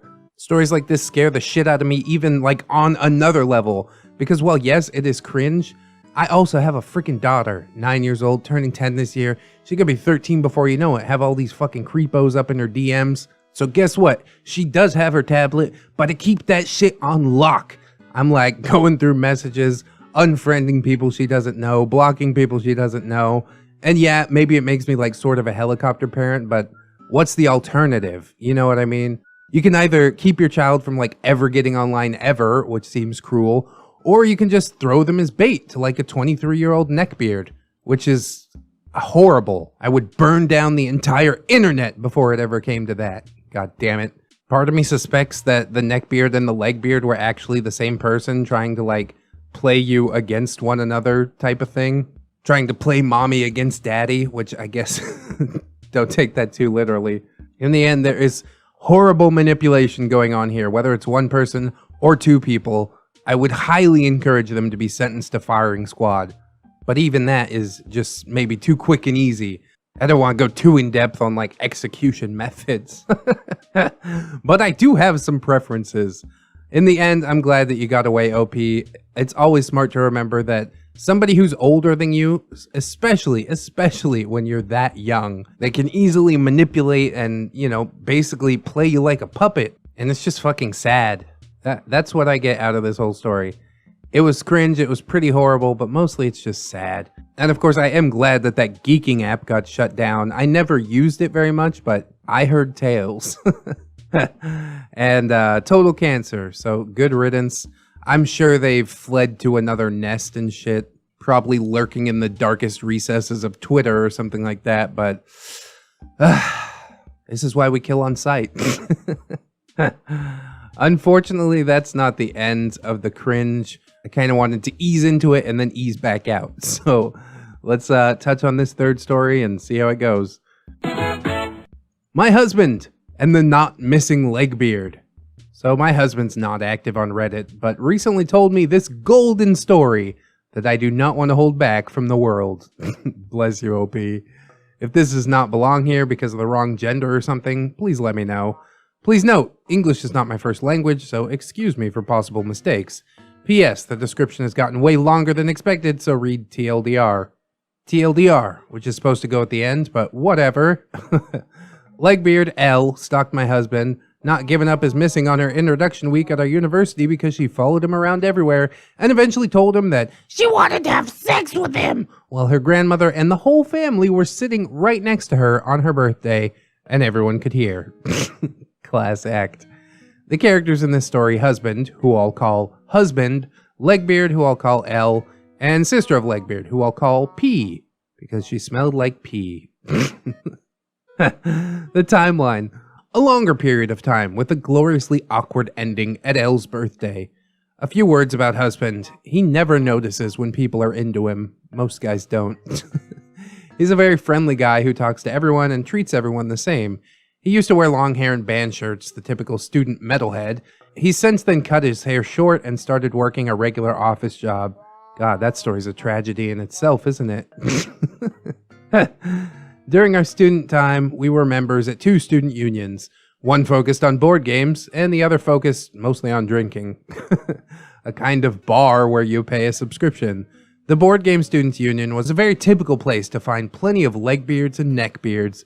Husband went to the Board Games Union every week, and usually would stay late and play a bunch of board games and drink some beers. Normal stuff, right? During University Introduction Week in our hometown, all new students get to know all the student unions. They sleep in large temporary dormitories and try to find their way around town. In 2008, Legbeard was a new student and was supposed to go to all the student unions and find out more about our city. But that did not happen. Her first union introduction was at the Board Game Union. There she saw husband, and apparently she was so super impressed by him that she did not leave. When Legbeard walked in, husband did the regular introduction story and showed her the board games and the bar. She remained at the union to play games on her first day, abandoning her introduction group even though that's not meant to happen. Husband didn't think anything of it, until eventually it was 1 o'clock in the morning and she panicked because the dormitory was closed and she could not return. Got him. Since husband's such a nice guy, he and his roommate took her in for the night to sleep on the couch. Oof. Apparently there was already an awkward situation where she was surprised that she couldn't sleep in his room. What? She couldn't stop talking about board games, anime, manga, and very awkwardly, all of her weird fetishes. No kink shaming here. To describe Legbeard: big fuzzy off blonde hair, overweight, She smelled like instant noodles. And was overall just not a very attractive person. She also wore very big glasses. I think you can now imagine this girl. The night passed and she slept on the couch. The next morning, husband offered to take her on the back of his bicycle to her introduction group. She told him, "That wasn't necessary. She would join him in the board game union." a little bit weird, but he agreed. So there she was. Again. The whole day, glued to the same table that husband was sitting in, just awkwardly fluttering around him. Husband and roommates tried reminding her multiple times that she couldn't miss the curfew again for the dormitory. But, surprise, surprise, she missed the curfew again. Hence, another night on their couch. I know she's got big plans, but this is not the way to go about it. The next morning, husband made her walk to town and to her introduction group since he didn't want her to miss the whole introduction week and was getting slightly irritated by this human version of sticky tape. She agreed and walked to town, but again, surprise, within an hour she was back at the board game union. Can you kick her out? Like, this repeated the whole week, missing her curfew every time. Roommates kept taking her in, she didn't get her clean clothes, didn't shower, just spent her days at the board game union and then at their house, keeping close proximity to husband. God, this is getting really creepy all of a sudden. First couple times it's kind of silly, and then after a week, not changing clothes, not showering, just hovering around this dude. What the fuck? On day 5, the university issued an important message that a girl was missing. And who do you think it was? You're right. Ta-da! It was Legbeard. She hadn't shown up to the dormitory, hadn't replied to her parents because her phone was dead, and her parents called the police. Husband and his roommates called the university directly and explained what had happened. The parents came to the university town to pick her up, and that was the end of her introduction week. After the introduction week, she officially became a member of the board game union. Who couldn't have seen that coming?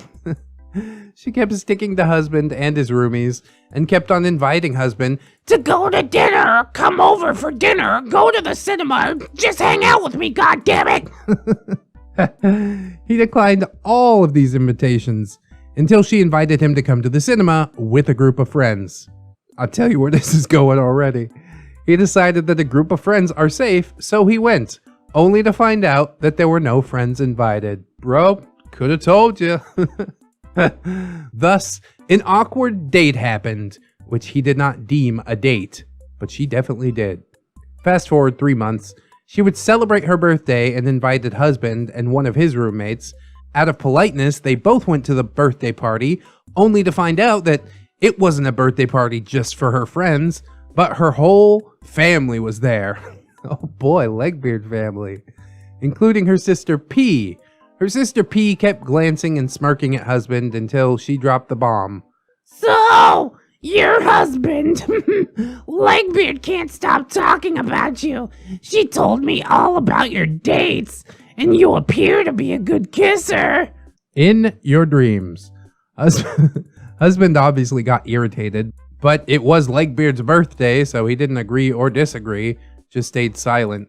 His husband character is just passive as fuck, isn't he? What the hell?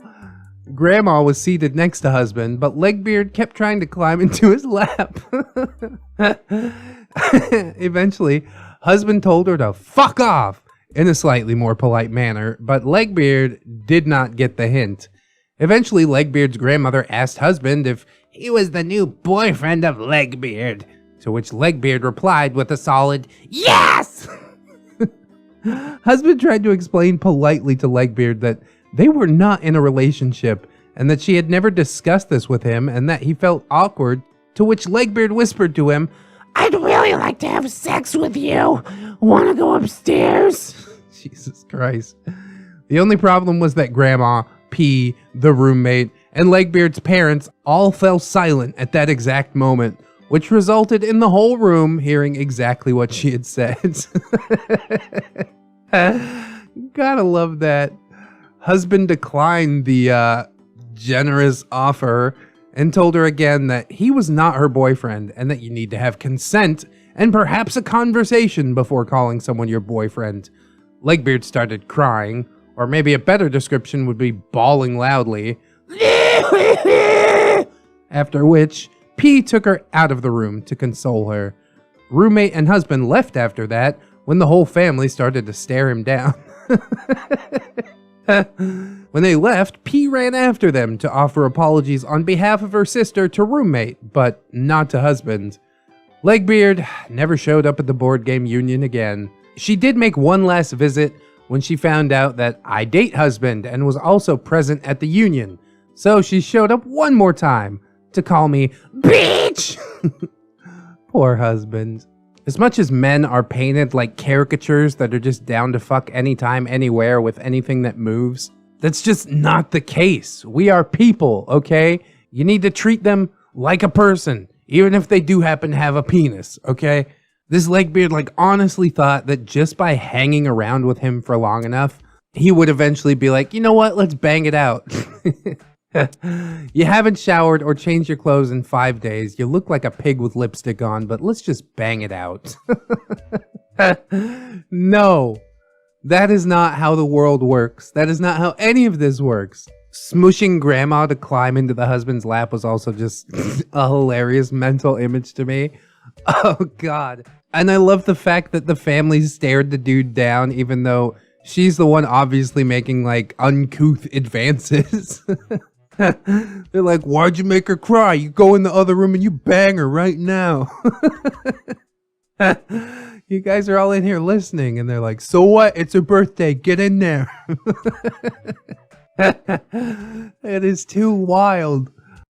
Was littered with a graveyard of fast food bags, cups, and Little Debbie wrappers. Littering and candy bars. My Legbeard coworker, the most vile human being that I've ever met. Wow. How's that? I work with the Legbeard of Legbeards. She's in her 40s and is probably 5 foot and around 400 pounds. Her haircut is short because she is pretty much bald. Physically, she's absolutely horrific. I mean hideous to the point where I feel legitimately nauseous just looking at her for too long. Her wardrobe consists of 2 quadruple XL t-shirts, which, from the amount of food stains and rips, appear to have been the only 2 t-shirts that this beast has worn for the past decade. 1 pair of camo cargo shorts, also covered in food stains, and personality-wise, she is a full-on Legbeard. She lives in her parents' basement at 40 plus years old. Jesus Christ. I 100% guarantee that she is still a virgin and is into all the typical neckbeard activities, with absolutely no concept of hygiene, completely oblivious to the outside world, etc.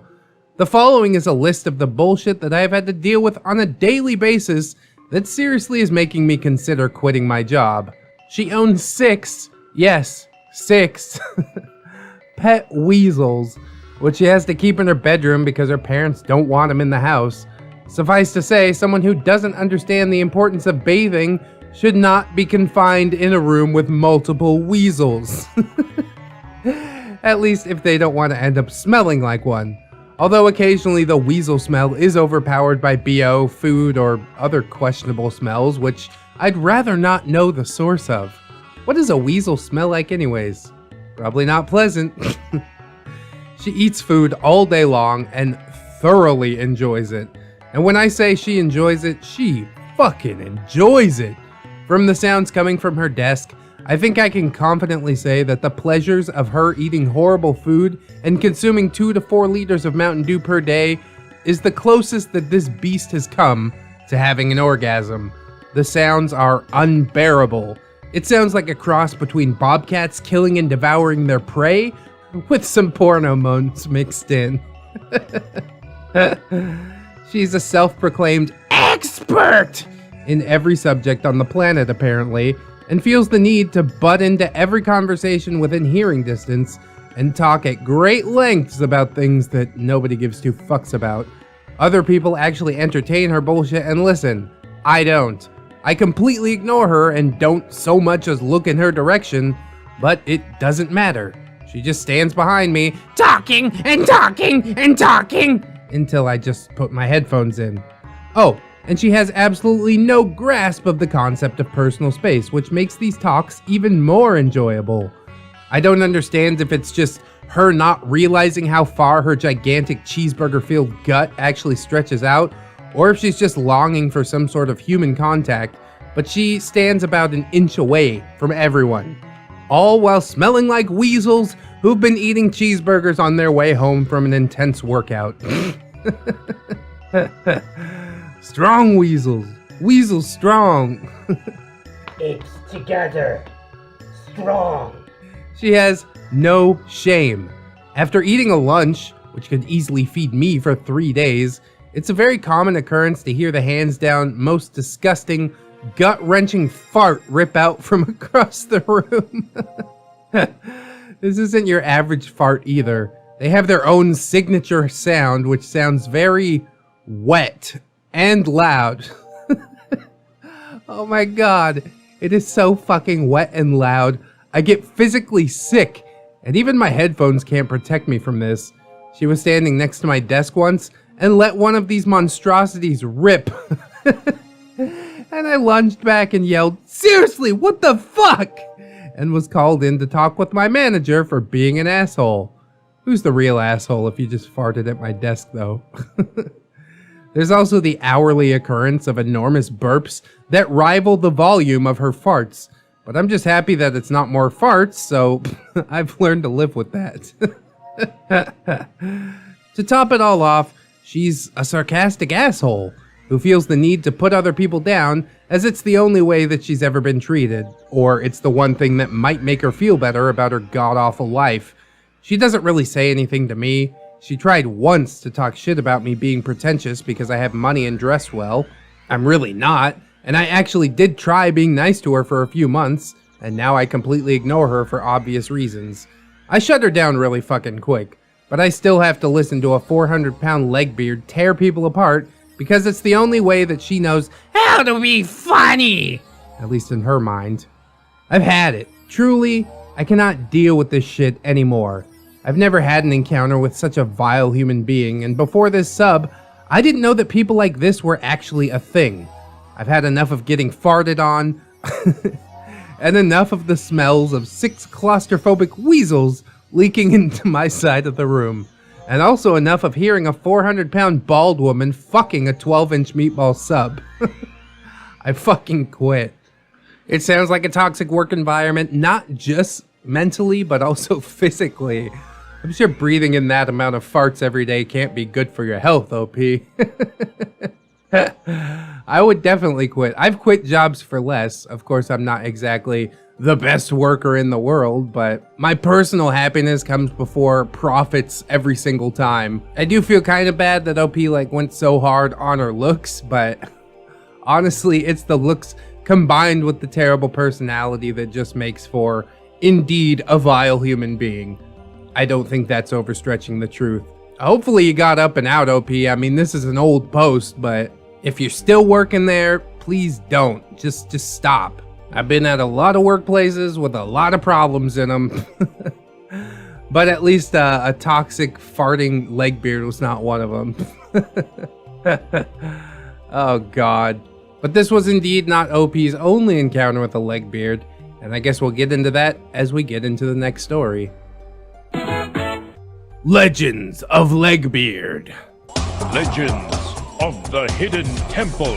Camera catastrophe. From the same user. Salutations! This is a legend that was passed down to me by one of my coworkers who lived with a Legbeard roommate. We will call the roommate L, and the Legbeard will call DJ. More on that later. Now, the roommate is a single mother with 2 kids, fairly young, needing a place to stay, so she responded to a Craigslist ad that said, Roommate wanted. her half of the rent was cheap and the house looked decent, so she took her up on the offer. Now, DJ is a corpulent woman of at least 350 plus pounds. She's a LARPer and will go to live action roleplay while also role-playing on WoW. She'll also roleplay whilst playing Warhammer 40k. Also, DJ never left the house, which was odd for Elle because she didn't know how she made any money if she had no job. A mystery, to be sure. She was never seen showering, and her bedroom, the master bedroom of course, was littered with a graveyard of fast food bags, cups, and Little Debbie wrappers. Well, Elle would soon find out how DJ made her money. One day while playing with her kids, roommate heard the distinct sound of voices coming from DJ's room. She also began to hear vibrations and, by the gods, moaning. It was loud and not very discreet as it permeated the humble abode. Roommate didn't want the kids to hear this debauchery going on, so she bangs on the door. Silence. Then a voice from within yells, "DJ, Fuck off, I'm working! Angered by this, roommate opens the door to confront our antagonist, and there she was, ass naked in front of a Google Hangout call, with several dudes' faces watching her be DJ Diddles in Club Clitoris. Jesus. Her fat rolls luckily covered most of roommate's view. Disgusted at this sight, roommate post-hastily left. Wanting to get her kids out of the house for a bit, she starts getting them dressed when a fully naked Legbeard comes charging into the kids' room in full view of the children. The poor souls. And she begins yelling at roommate for ruining her cam girl session. DJ made her money by being a cam girl for dudes who liked him larger than life. She would later admit that she would get paid money to send her soiled underwear to creeps on Craigslist that wanted them. God. Roommate had to shield her poor children from DJ's spectacle, and offended by this, she told roommate, DJ, Let them see my fine ass! It'll be good for them to know what real beauty looks like! She then stormed back to her room and slammed the door. Roommate told me that she moved out later that month. A short one, but I felt that it was worth sharing. Well, those kids are gonna need some therapy. Although I will have to give it to Legbeard, you know, for as dumb as she seems, she's smart enough to make her money online, working from home. That is the life, if you ask me. There's a market out there for everything, man. You basically just have to find your audience, you know? When I start up my OnlyFans, I'm sure there's gonna be a line around the block. And I think I said a few videos back, I'll sell you a used toothbrush if that's what you want. Maybe you can clone me with the DNA that's on it or something like that. Everybody should have their own mini ReddX to read them Neckbeard stories to fall asleep at night. Isn't that the world that you want to live in? But I digress. I'm glad that DJ is living her best life. Unfortunately, she does need a roommate in order to make ends meet, which might mean that business isn't going as well as she had hoped, but you know, keep on your grind, diversify your income, and respect the hustle. Always. I gotta feel bad for the kids. This woman has no shame at all. This probably is something that should have been explicitly specified in the ad. But hindsight is 20/20, I suppose. You can take that any which way you like. Anyways, one more story, and it is a heavy one. So let's take a deep breath, and then we'll get into it. Now, before we even read the title, okay? Deep breath. All right, you ready? My fling with a creepy college Legbeard with a castration fetish. Not safe for life. How did we get here? What is anything? Alright, I had encountered my fair share of neckbeards in the past. There was one in my high school days who really stood out, which we'll read at some point. But I got over that. I moved on with life and I went to college. Now in college, I finally shed my former shy self and became more and more of a confident person. First of all, I managed to make some friends who were actually cool, and I found myself a social circle that was free of neckbeardism. That helped. A lot. Secondly, I started using dating apps like Tinder and dating quite a bit. Though admittedly very awkward at first, I gradually gained more success and eventually became kinda decent at the whole thing. Never became much of a Don Juan, and very far from your stereotypical Chad the incels, bearded or not, like to rave about, but still, I did alright. It was after a couple of months of studying, a few parties here and there, and some dates and flings that I met a girl on Tinder. We'll call her Nadia. Nadia was a pretty girl. She was half Indian and had a gorgeous body, although she usually hid her shapes under baggy clothing. Full brown lips, strikingly big brown doe eyes, and thick, curly black hair. Swing, swing, swing, swing. There was something off about her, I think, and on some subconscious level I must have noticed that right away, but I was young, dumb, inexperienced, and honestly just happy with any girl that I could get. So, anyways, Nadia and I chatted quite a bit. She almost immediately started getting kinky in chat, sent me a ton of nudes. Pretty soon we met up for drinks, got together in person a few times. We talked about a lot of things, politics, religion, popular culture, and she was a pretty good conversationalist. She knew a lot about music, movies, literature, and she was very vocal about her personal views. Nadia was a feminist, a radical one at that, like to the point that she took the Scum Manifesto at face value and completely seriously wanted to Eliminate men! I tried to subtly steer the conversation into different directions, as all this made me exceedingly uncomfortable. Don't you think all men are awful? She would ask me, completely and utterly serious. Well, I am one. I guess I'm pretty awful, I would joke. I don't know, it's just a bit awkward. All this talk about abortion rights and pro-choice and pro-life, whatever. She was a historical revisionist too, and believed that Mao was a great man. And sadly, not a woman, and believed the world needed a communist revolution. Hey, y'all crazy bitch, but you fuck so good I'm on top of it. Only it should be led by women. Religion, she said, Was outdated! people who still believed in Those stupid little fairy tales! in the year 2018, according to her, were Too stupid to breed and should be sterilized! forcibly. Yikes. You went on multiple dates with this woman? Jesus Christ, I wouldn't have lasted an hour. I would have been like, okay, I gotta go. Nadia believed that Mattress Girl was a feminist icon. She was very vocal about how you should always believe the victim and how women never lied. She was #MeToo before #MeToo was even a thing. If she had been with me years later, she might have tried to get me to get a damn tattoo of it. But yeah, she was hot and she was in the mood all the time. And by all the time, I mean all the time.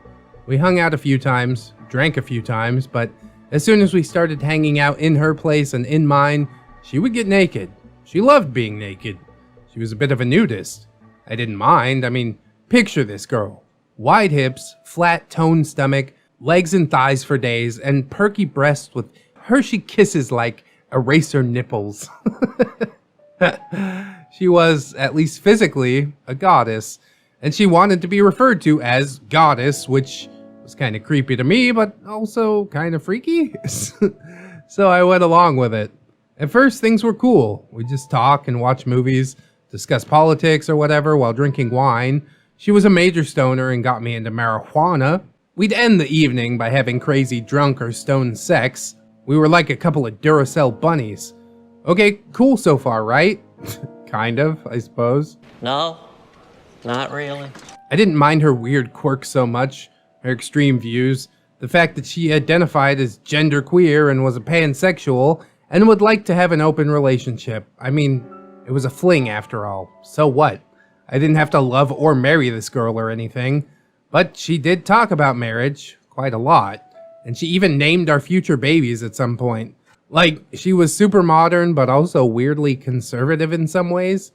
I don't know, I just shrugged it off at the time. Stop thinking with your dick. But then she got creepier and creepier. First of all, she became rougher with me, physically. She'd playfully slap me, and I wasn't really into that, but she would insist. After a while, she got more extreme in the bedroom, and around the same time, she started saying things like how all rapists should be castrated. I mean, so they could never reoffend, She said. Sure, I agreed. Better safe than sorry. Maybe not just all rapists. She wondered. Maybe all men are boys.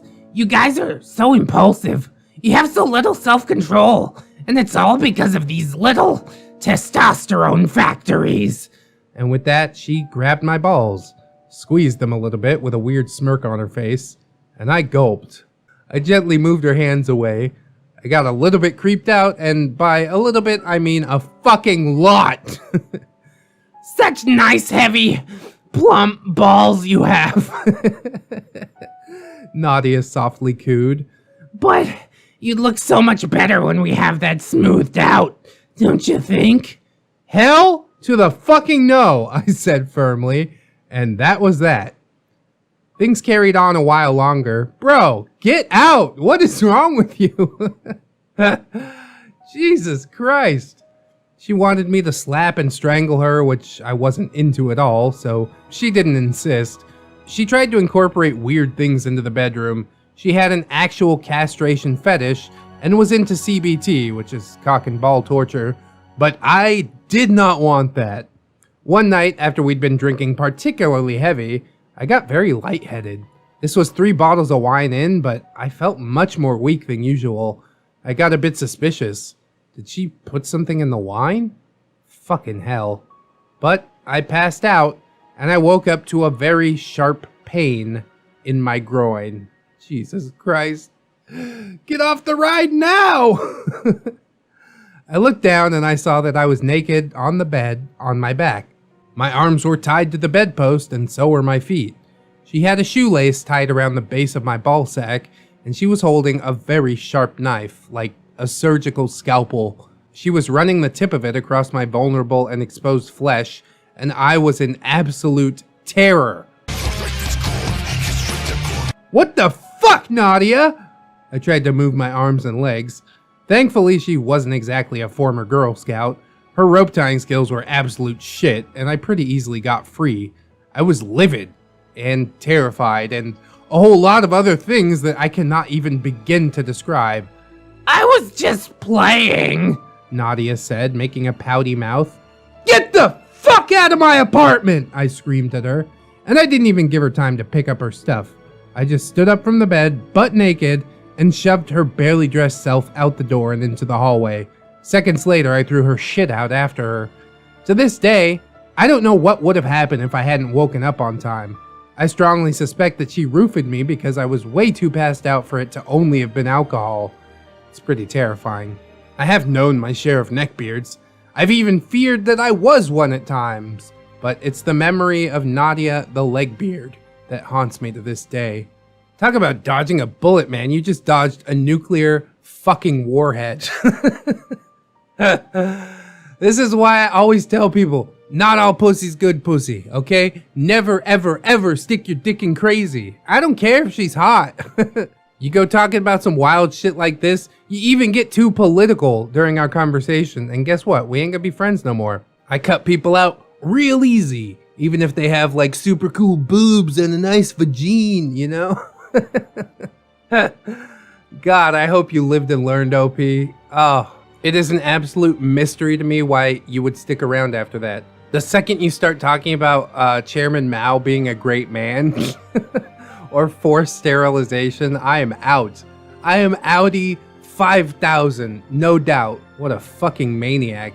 And then the fact that she's like, all men should be forcibly sterilized, but also I want to get married and have kids. Like, she's just so conflicted. Do you think that she's been broken this whole time, or did college just like fuck her head up? I mean, there's a lot of reasons that I didn't go to college, money being chief among them. But I've also heard a lot about like campus politics and stuff like that, and that's probably what turns me off the most. Like, I fucking hate politics. I think it's such a waste of time. And then I look around and I see the entire world getting more and more polarized, and I'm just like, bros. Do you not see that it's a false dichotomy? It's two sides of the same coin, isn't it? But no, yeah, totally. Let's fight about it for no reason. Ugh. Stay far away from women like this. Turn and run. There's nothing wrong with turning and running and finding a chick that maybe she doesn't look as nice, but she's also not gonna fucking try and cut your dick and balls off. I can't even. It's not completely that girl's fault. Yes, she's a crazy bitch, but OP. Red flags everywhere. And you didn't turn and run because you're like, oh no, her vagina's pretty cool. There's a lot of vaginas out there, bro. Story freaks me right the fuck out. But I hope that you guys enjoyed it on some level. I definitely appreciate you guys watching, and I hope that you will like, comment, and or subscribe if you did enjoy the video. Check out the link swarm in the description. There are some things there that weren't plugged on the splash page at the beginning of the episode. Things such as my personal subreddit and my wife's channel, and of course my Patreon. Yes, indeed, you're seeing some names on the screen right now. Those are my wonderful, gorgeous, beautiful, generous patrons, and I would like to thank them all, but specifically Lady Nix, Robert Waits, Pope Squid, Rebecca H, Cider Drinker, Tato Ferret, The Last Shinobi, Mark 211, Michael Undead, Aaron W, Mitch, John Hero, Josh K, Candy Sora, and Digi NZ. Thank you guys so much for supporting. It is hugely, hugely important. If anybody else can support monetarily, that's massively appreciated. But if you can't right now, don't sweat it too hard. I definitely appreciate you guys just coming through and hanging out with me. And I hope that you come back and hang out with me again tomorrow. Because the views is mostly how my beard is buttered. You know what I'm saying? In order to come on back, you'll need to keep yourself safe and healthy. So don't forget to wash your hands. And also take some time out to do something that you enjoy today. Like maybe watching another ReddX video. Ain't nothing wrong with that. Always remember, friends, that you are loved, you are worthy, and you definitely, definitely deserve it. I'll see you in the next one. And until then, bye-bye.